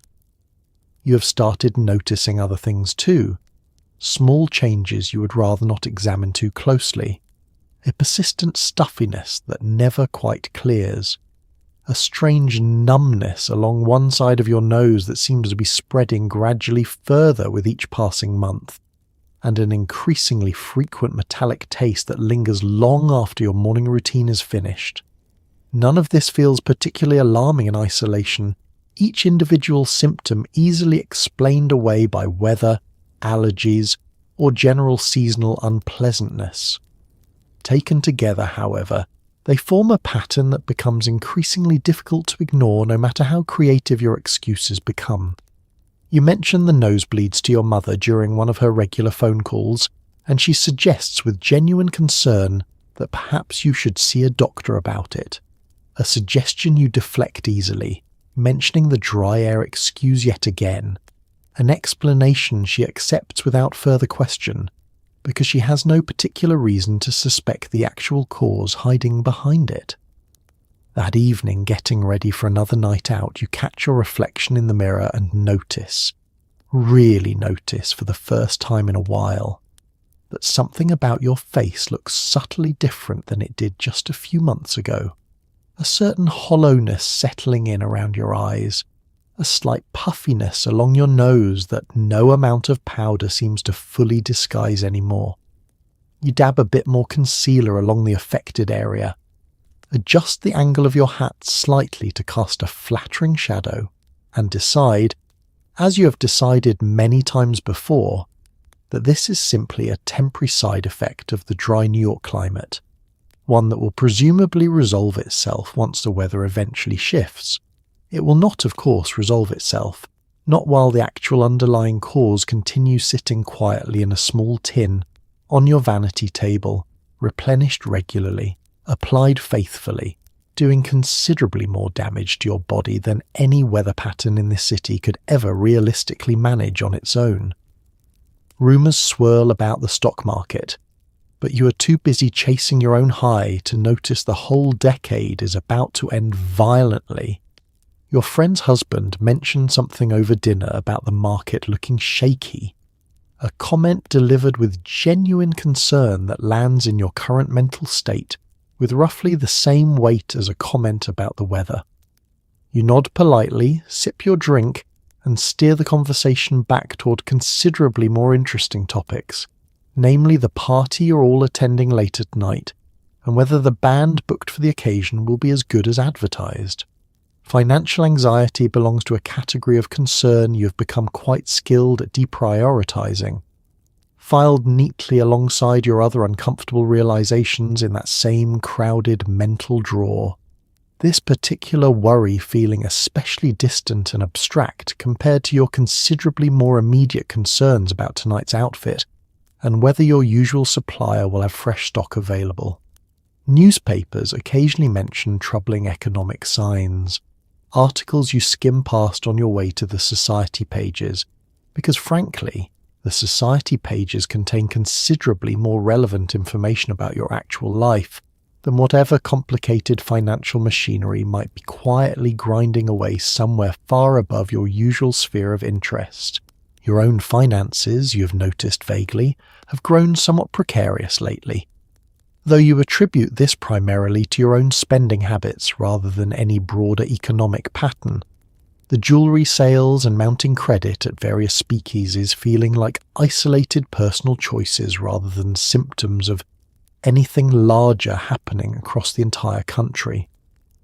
You attend tonight's party as planned, dancing, drinking, indulging in your usual routine with the same reckless enthusiasm that has defined essentially every evening for the last several years, blissfully unconcerned with whatever distant financial rumbling might be happening in boardrooms and trading floors you have never once visited or particularly thought about. Someone at the party mentions, briefly, that their father lost some money on a bad investment, a comment that generates mild sympathy and considerably less actual concern, quickly swept aside in favour of discussing whose dress looks best under tonight's lighting. This entire decade has trained you, quite thoroughly, to prioritise the immediate glittering present over any distant abstract future concern and the approaching financial catastrophe currently building somewhere just beyond your notice fits neatly into exactly the category of problem you have spent years perfecting the art of ignoring. You dance until your feet ache, drink until the room gets pleasantly hazy, and indulge in your usual chemical assistance without a single thought toward tomorrow. let alone toward whatever distant October afternoon is currently quietly approaching, that will eventually bring this entire glittering decade crashing down around everyone currently dancing so obliviously through its final months. The band plays on, the gin keeps flowing, and somewhere far above your immediate awareness, the machinery that built this entire reckless, glittering decade continues its slow, steady march toward a collapse that will, eventually, make tonight's careless dancing look considerably more poignant in hindsight than it currently feels in the actual, oblivious moment. 1929 arrives, the music stops, the money vanishes, and you're left standing in last night's beads wondering what exactly you spent the last 10 years doing to yourself. The news arrives in fragments throughout the day, hushed conversations in the street, a newspaper headline you actually stop to read properly for once, and slowly, over the course of several increasingly alarming hours, the full scope of what has happened settles in with genuine physical dread. The stock market has collapsed spectacularly, and with it apparently has collapsed the entire glittering, reckless economic foundation that quietly supported this entire decade's endless parade of parties, bootleg liquor, and casually purchased cocaine. Your own finances, already precarious from years of jewellery sales and mounting credit, suddenly look considerably more dire, and you find yourself doing genuinely alarming mental arithmetic regarding exactly how much longer your current lifestyle remains sustainable. The speakeasy you usually frequent closes early tonight, the owner standing at the door explaining with visible strain that tonight simply is not a night for celebration. You walk home alone through streets that feel noticeably different than they did just yesterday, a certain frantic, anxious energy replacing the usual carefree buzz this city has maintained for as long as you can remember living in it. Your beaded dress from last night still clings slightly to your skin, glitter still visible along your collarbone, physical remnants of a party that now feels like it happened in an entirely different, considerably more innocent era rather than mere hours ago. You reach your apartment and sit heavily at your small kitchen table, still in last night's dress, and allow yourself, for perhaps the first time in years, to actually consider the full picture of exactly what the last decade has consisted of. 10 years of bright, chemically enhanced parties. 10 years of increasingly hollow jewellery boxes and mounting unpaid credit. 10 years of nosebleeds explained away as dry air, of relationships built on manufactured sparkle, of friends lost to bad batches nobody wanted to discuss too openly. You think of Ruthie, gone now for longer than you would like to calculate. You think of your grandmother's jewellery, sold piece by piece for a substance that has left your nose permanently altered and your nerves permanently frayed. You think of your boyfriend, who apparently preferred an artificially bright version of you that required constant, exhausting maintenance to sustain. The tin sits on your vanity table in the next room, half full, waiting patiently the way it always has, and for the first time in longer than you can properly remember, you do not immediately reach for it.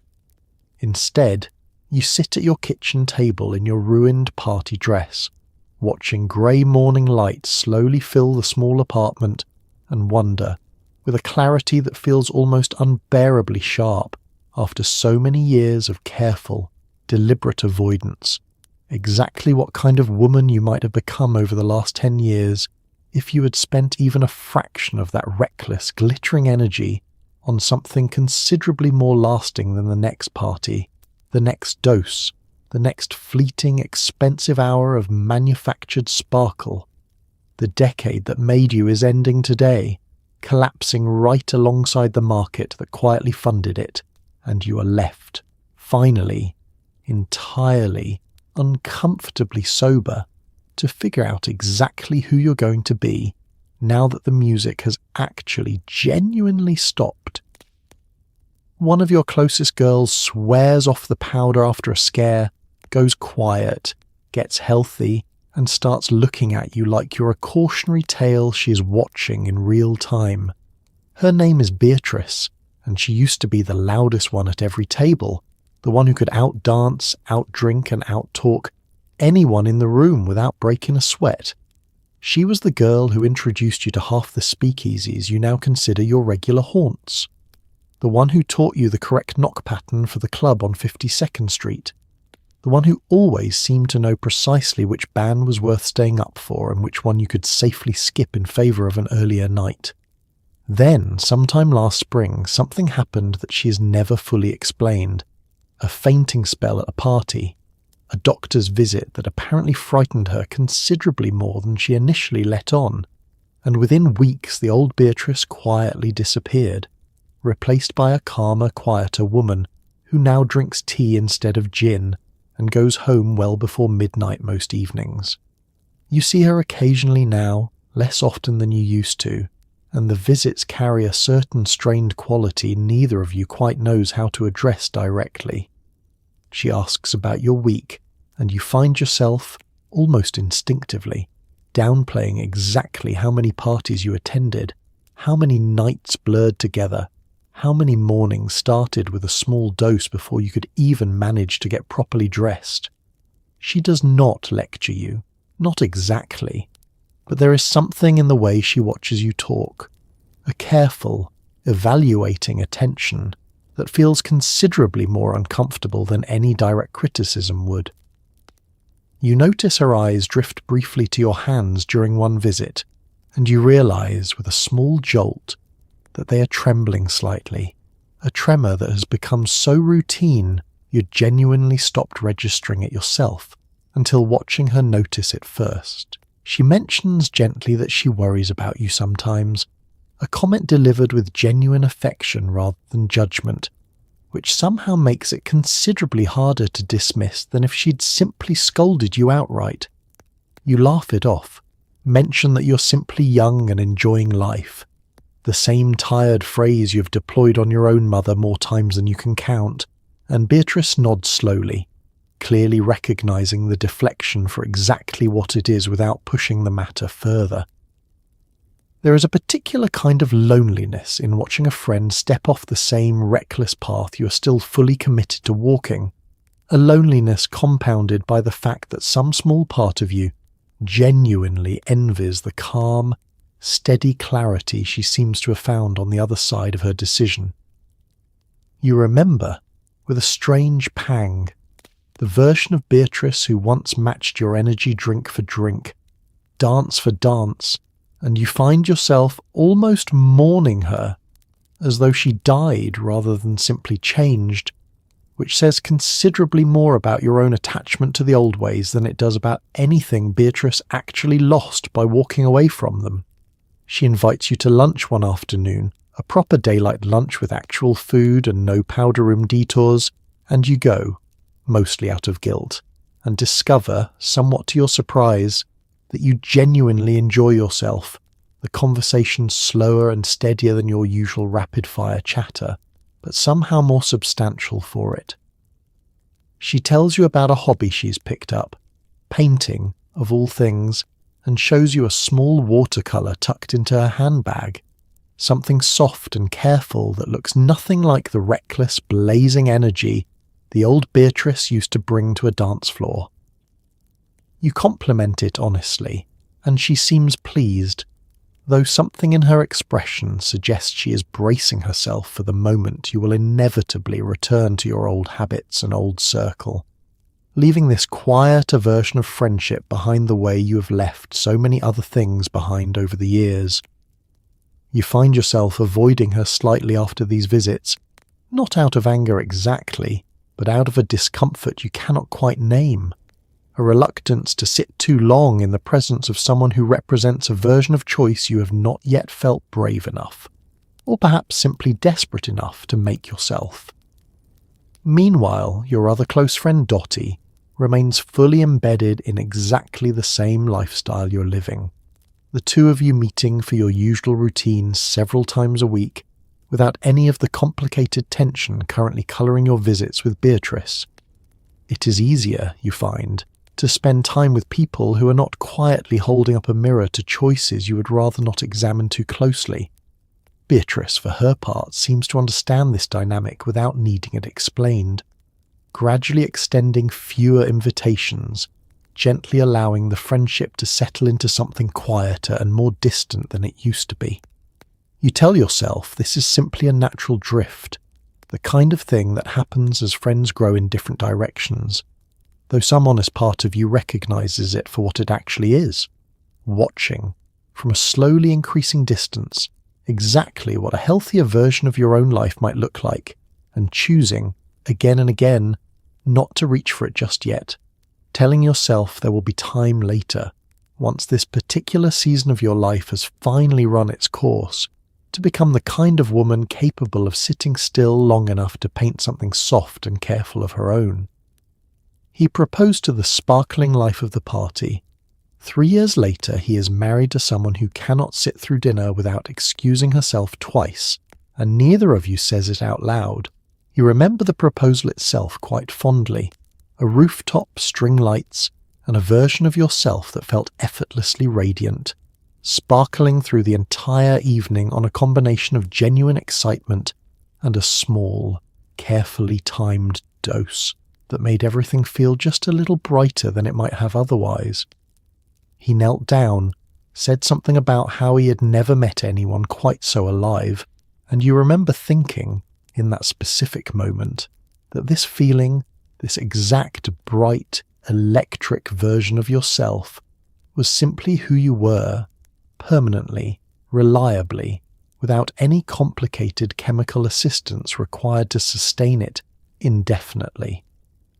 You said yes without hesitation, genuinely believing that the woman standing on that rooftop, laughing too loudly at his jokes and dancing barefoot on the cold tile because her heels had grown unbearable hours earlier, represented some permanent, essential truth about your character, rather than a carefully, if unconsciously manufactured performance. 3 years into the marriage, sitting across from him at dinner tonight, you notice him watching you with an expression you cannot quite place, something between concern and a kind of distant, tired confusion, as though he is looking at a woman he recognises only vaguely from occasional flashes of familiarity, scattered throughout evenings that otherwise feel increasingly unfamiliar to him. You excuse yourself twice during this particular dinner, once before the appetizer and once again before dessert, each trip to the powder room lasting just long enough for him to notice, without either of you acknowledging it directly. He does not ask where you go anymore. He stopped asking sometime last year, around the same time he apparently stopped expecting an honest answer, even if he had. In the earliest months of your marriage, he used to ask gently whether you were feeling all right, whether the frequent trips to freshen up meant something worth discussing properly, and you deflected each time with practiced ease, until eventually he simply stopped asking altogether, perhaps out of exhaustion, perhaps out of a quiet, private decision that some questions are easier left unexamined than answered honestly. Conversation between you has grown thinner over these 3 years, less about genuine connection, and more about maintaining a kind of polite, functional routine, the two of you moving through shared meals and social obligations with the practiced efficiency of business partners rather than the breathless, romantic intensity that characterized your earliest days together. He mentions, occasionally, missing the woman he married, a comment that used to sting considerably more sharply than it does now, mostly because you have grown genuinely uncertain yourself whether that particular woman, the one from the rooftop proposal, ever actually existed independently of the chemical brightness that made her so memorable in the first place. There are nights, rarer now than they once were, where you catch a glimpse of something like the old affection between you, a shared joke, a moment of easy laughter over something genuinely funny rather than something merely loud, and in those brief windows you feel a fierce, aching wish that you could simply live permanently inside that version of the marriage rather than the increasingly hollow performance the rest of your evenings have become. Tonight, watching him pick quietly at his food, you consider, briefly, telling him everything, the full truth about exactly what has been happening in that powder room several times a week for the last several years, the tins, the tremors, the increasingly desperate arithmetic governing your monthly budget. The words sit right at the edge of your mouth, close enough to nearly escape, and then you swallow them back down, the same way you have swallowed them back down at dozens of similar dinners over the last 3 years, because saying it out loud would require acknowledging something you're not yet prepared to fully face yourself, let alone explain to a husband who married a fantasy version of you that never actually existed in quite the uncomplicated way he originally believed. He pays the check without comment. You walk home together in a silence that has become almost comfortable in its familiarity. Two people sharing a life built on a foundation neither of you particularly wants to examine too closely, each quietly aware that the woman he proposed to on that rooftop 3 years ago was never entirely real, and the woman actually sitting across from him tonight remains, in many important ways, still very much a stranger to them both. Two people occupying the same apartment, the same bed, and the same increasingly quiet marriage, each privately mourning a version of the other that neither of them ever truly had the chance to know. You come to on a stranger's chaise in an apartment you do not remember entering, wearing one shoe, with absolutely no memory of the last 6 hours, and this is somehow not even your worst morning this year. Sunlight streams through unfamiliar curtains, illuminating a room decorated in a style you've never seen before, expensive but strange, full of objects that clearly belong to someone with considerably more money than taste. A heavy brass lamp shaped like some kind of exotic bird, a rug patterned in colours that clash violently with the wallpaper, and a small shelf crowded with framed photographs of people you do not recognise, and sincerely hope you never will. You sit up slowly, head pounding with a specific punishing intensity that suggests last night involved a truly ambitious combination of substances, and take stock of your immediate situation with the detached clinical calm you've developed through considerable prior practice at exactly this kind of morning.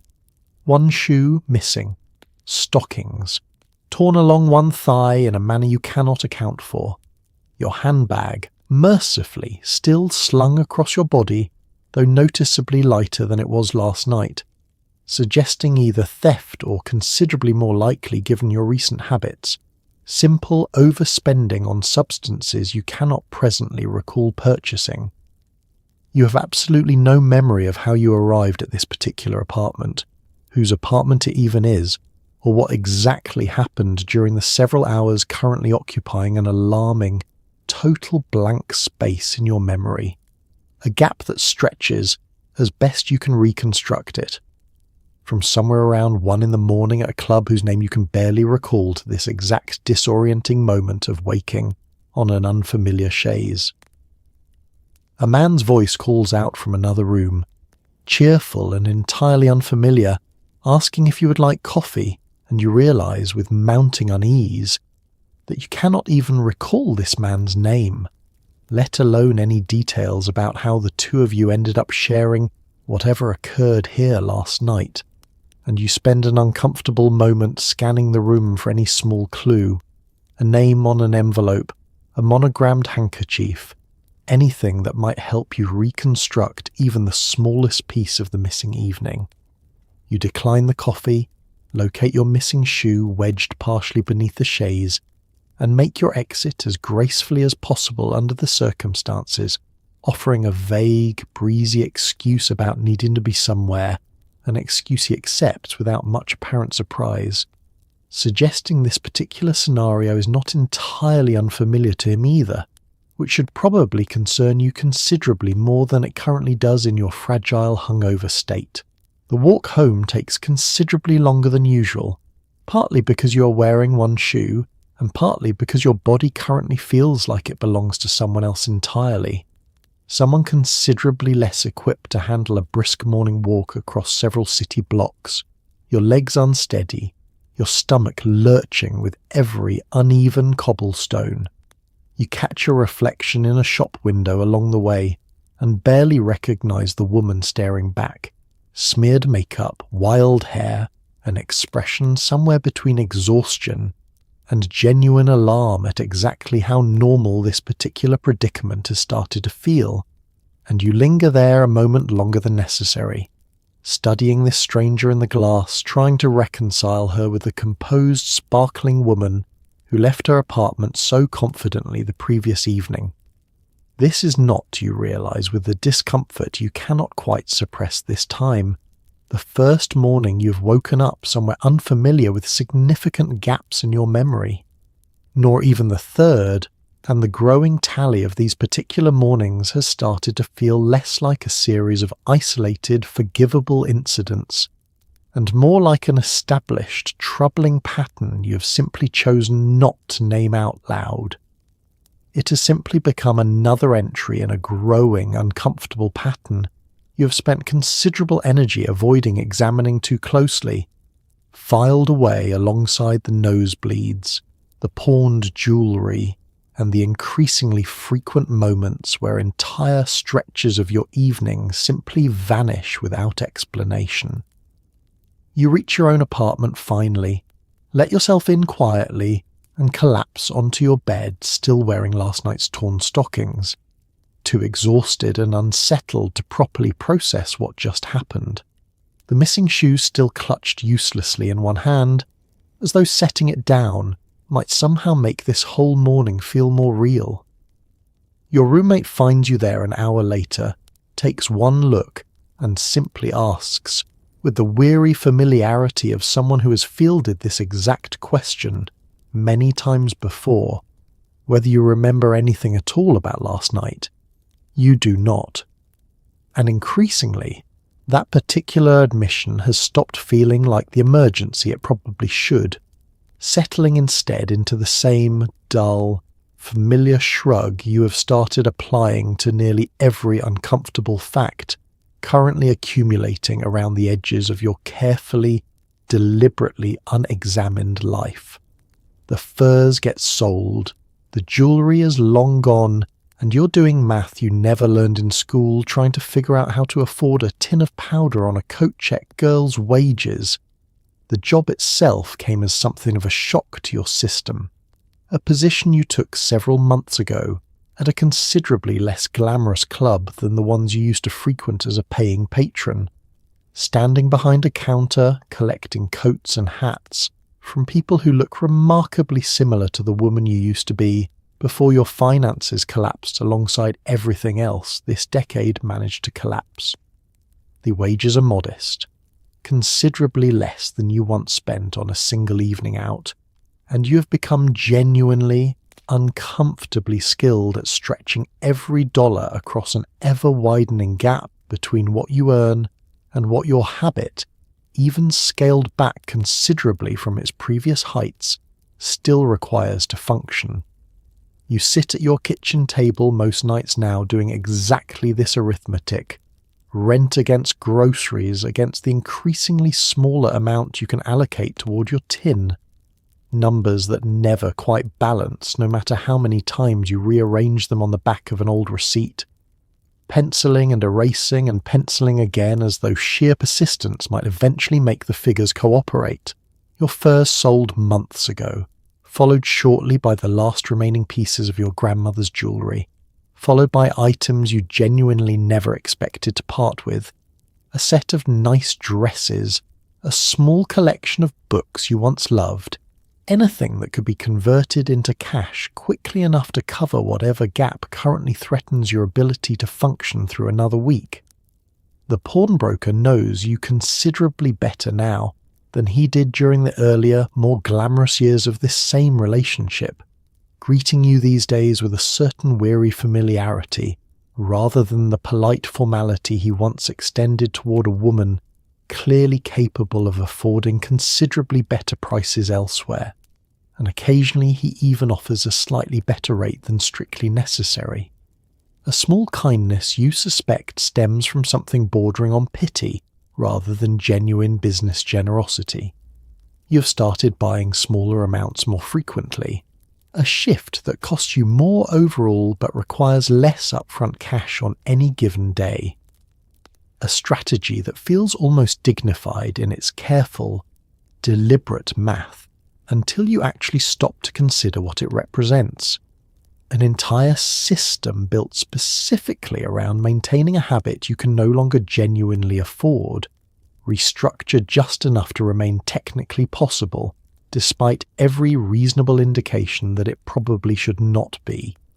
Your co-workers at the coat check, most of them considerably more accustomed to this particular financial reality than you are, occasionally offer quiet, practical advice about stretching money further, which grocer sells day-old bread for half price, which landlord looks the other way if the rent arrives a few days late, advice you accept gratefully, still faintly disoriented by how thoroughly your circumstances have shifted from a life where money simply existed in reliable, replenishing supply toward one where every single dollar requires careful, anxious accounting.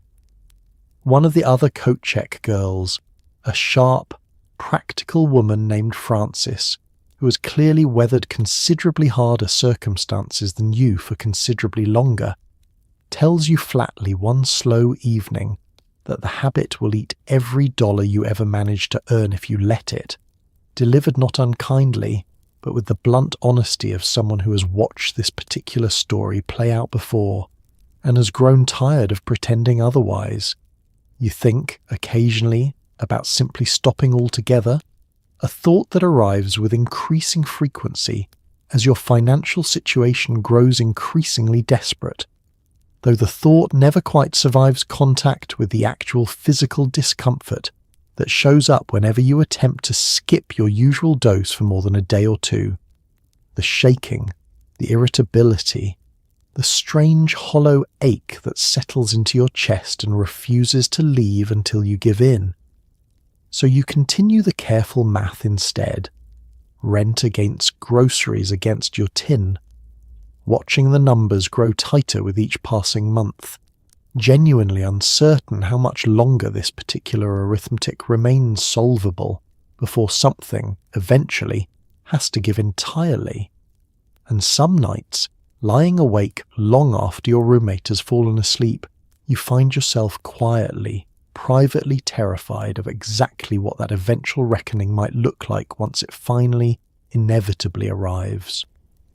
The ticker tape stops, the speakeasies go dark, and you're left counting the wreckage, your septum, your marriage, your bank account, and a decade you can barely remember, despite living through every single overstimulated second of it. You sit in your apartment, considerably smaller and shabbier than the one you occupied at the decade's glittering beginning, and take stock of exactly what remains now that the music has genuinely finally stopped. Your marriage ended quietly last year, an amicable enough separation between two people who had long since stopped recognizing each other, your husband moving on to a life considerably calmer than anything you managed to offer him during your years together, and you heard second-hand through a mutual friend that he has since remarried a soft-spoken schoolteacher who has never once set foot inside a speakeasy, a detail that stung considerably more than you expected it to when you first heard it. Your septum bears permanent visible damage, a physical reminder etched directly into your face of exactly how many mornings began with that small tin before you managed, eventually, to set it down for good, and you have grown accustomed to a certain careful way of applying powder each morning, a small private ritual designed to minimize what the years have left behind. Your bank account, once comfortably padded by a family fortune you spent with reckless enthusiasm, now requires the same careful, anxious math you learned during those difficult final years of the decade, a skill you never expected to need and now cannot quite seem to forget. penciling figures onto the backs of old receipts long after the actual crisis that first taught you the habit has technically passed. And the decade itself, when you actually try to recall it clearly, arrives back to you only in fragments, bright disconnected flashes of speakeasies and jazz clubs and dance floors, entire months blurred together into one long, glittering, largely indistinguishable haze, so that when a younger cousin asks you recently what your favourite memory of the whole decade actually was, you find yourself genuinely unable to produce a single specific complete story, only a general shimmering impression of noise and motion, and a persistent low hum of chemical brightness underneath all of it. You try, some evenings, to piece together a proper timeline, attempting to recall which specific year certain events actually happened, and find yourself genuinely unable to distinguish 1924 from 1927 with any real confidence, the years having long since melted together into one long, continuous party, interrupted only briefly by the occasional hangover, nosebleed, or uncomfortable morning spent piecing together the previous night's forgotten details. You think of Ruthie sometimes, gone now for years, a friend whose loss you never properly allowed yourself to feel at the time, too busy outrunning your own uncomfortable feelings to sit with grief for very long, and you wonder, occasionally, what kind of woman she might have become had she gotten the chance to see this decade through, to its actual end the way you did. You think of Beatrice, who got clean early enough to build an entirely different life, one you occasionally glimpse from a distance now, considerably calmer and steadier than anything you currently manage yourself. And you think, with a complicated mixture of admiration and lingering envy, of that small watercolour painting she showed you so many years ago, wondering whether she still paints, whether she ever thinks of you the way you still occasionally think of her. You think of your grandmother's jewellery, scattered now across various pawn shops and second-hand buyers throughout the city. Pieces that will likely never find their way back into your family, regardless of how much you might eventually wish they could, each one a small permanent record of exactly what this decade quietly cost you while you were too busy dancing to notice the bill accumulating. The decade that made you, glittering and reckless and thoroughly unconcerned with consequences, has ended now, collapsed alongside the market that quietly funded its endless parade of parties, and you are left, finally, to build something considerably quieter out of whatever remains. It will not be easy, and it will not happen quickly, and there will be considerable temptation in the difficult months ahead to reach once more for that small familiar tin whenever the quiet feels like more than you can comfortably manage. But for tonight, sitting alone in your smaller, shabbier apartment, watching the last light fade outside your window, you find yourself thinking, for the first time in longer than you can properly remember, not about the next party or the next dose, but simply about tomorrow and what kind of woman you might slowly, carefully become once you finally allow yourself the considerable effort required to actually find out. So here we are, at the end of a very long, very glittering, very reckless decade, and it is time to gently set it all down, the fringe, the powder, the bathtub gin, and let it settle quietly into the past where it belongs. Let's take a moment to breathe, because after everything you've just walked through with her, you have earned it every bit as much as she did, even if her version of earning it involved considerably more sequins and considerably less sleep than yours does right now, tucked safely into your own bed, in your own quiet sanctuary, far away from any of this noise, this smoke, this endless, glittering motion. 39. Think for a moment about everything she survived simply to make it from one glittering night to the next. The bathtub gin that could have blinded her outright, brewed by a man 2 floors down who assured everyone with total confidence that his tub was cleaner than the plaza's kitchen. The cocaine sold as casually as tooth powder, prescribed by kind, well-meaning doctors who genuinely believed they were curing her nerves rather than quietly feeding the exact thing fraying them. The nights she does not remember, the mornings she woke up in strange apartments wearing one shoe, the friend she lost to a bad batch that nobody at the table wanted to discuss over their next round of drinks. None of it was safe, none of it was wise, and yet somehow, through sheer stubborn momentum, she kept getting up, kept getting dressed, kept walking back out into a city that never seemed to want her to rest, never seemed to allow her a single quiet evening without some new temptation waiting just past the door. There is something almost unbearably human about that kind of persistence, even when it is aimed at exactly the wrong things. She was not chasing self-destruction on purpose. She was chasing brightness, connection, the electric feeling of being fully, vividly alive in a decade that seemed to demand nothing less from the women, lucky enough or unlucky enough to be young inside it.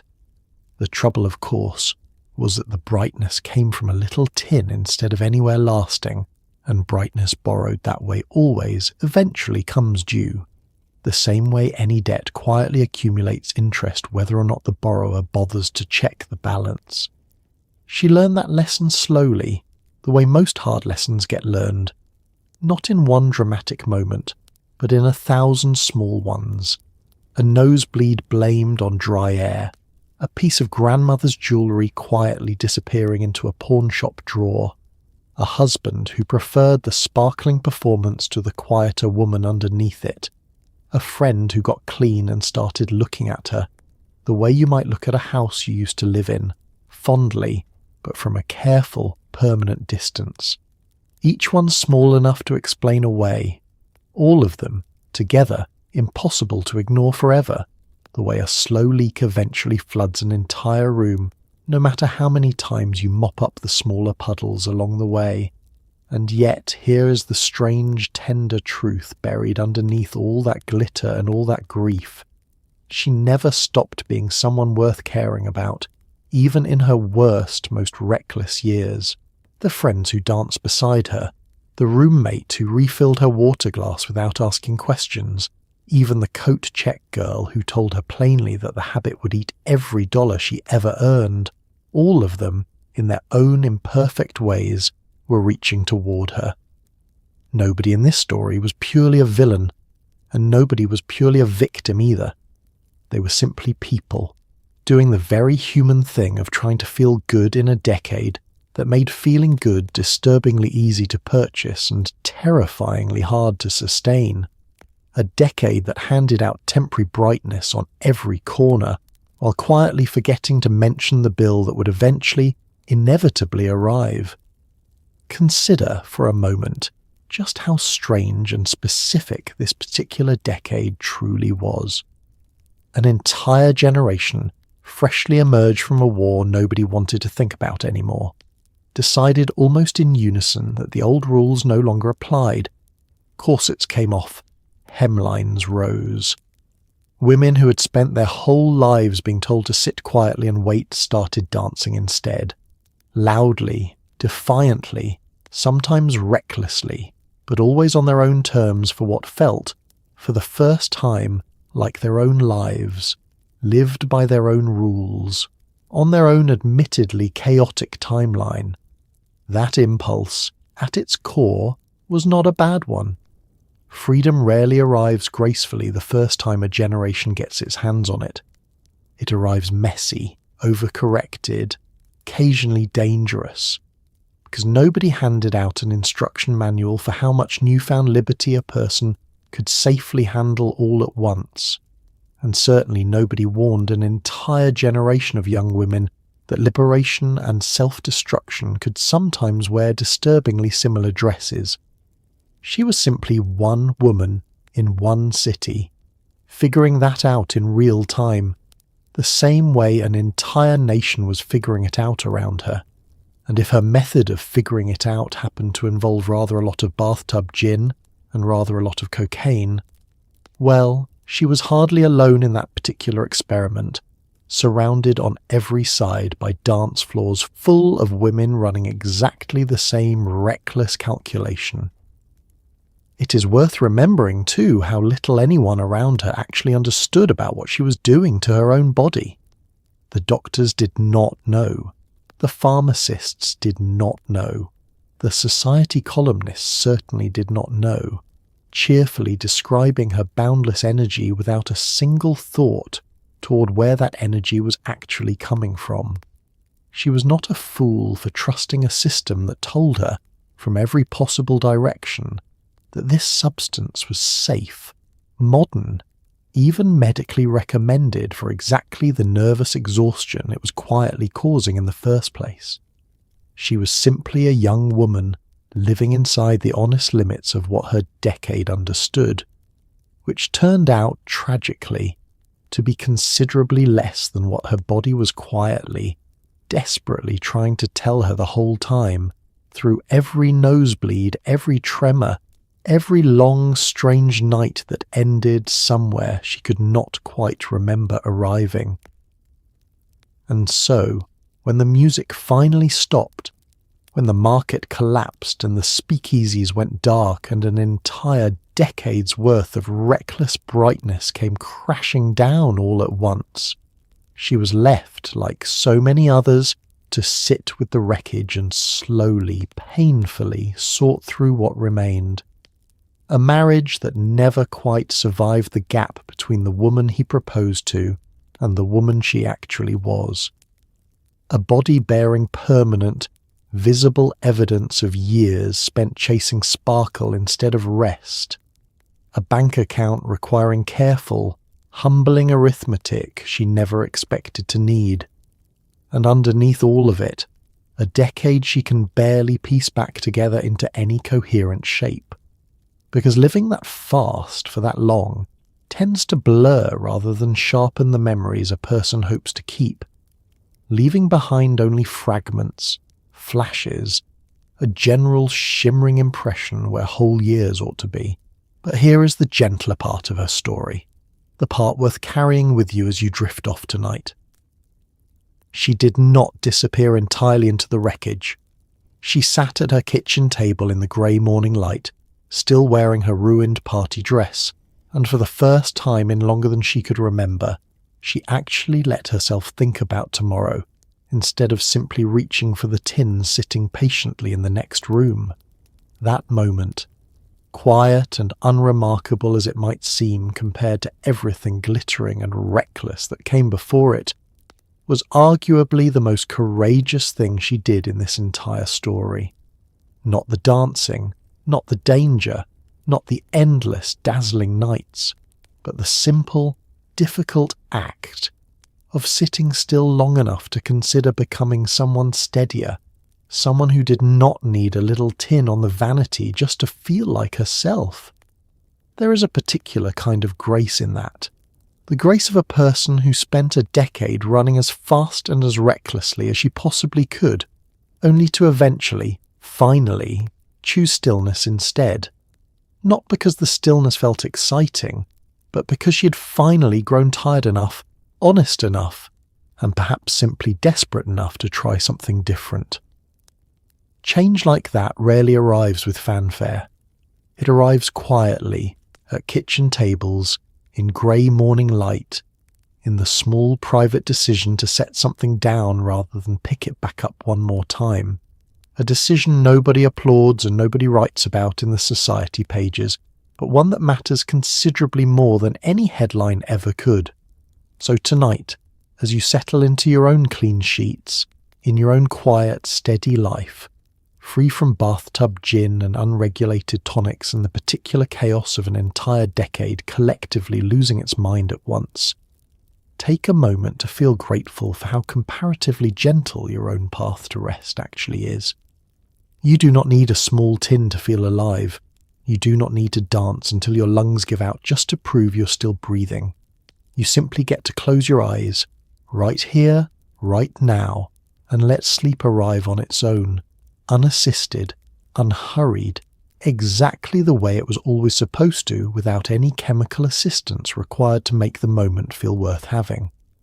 Spare a thought too for the real women this story quietly represents: the flappers, the jazz babies, the reckless, glittering girls of the 1920s who lived through this exact strange, dangerous, dazzling decade and either made it out the other side or did not. History rarely remembers their names individually. It remembers the decade instead, the music, the fashion, the daring, scandalous freedom of it all. But underneath every one of those broad, sweeping historical strokes was an actual woman, doing her genuine best to figure out how to live in a world that had just rewritten every rule she was raised to follow. She deserves, at the very least, a little compassion for that.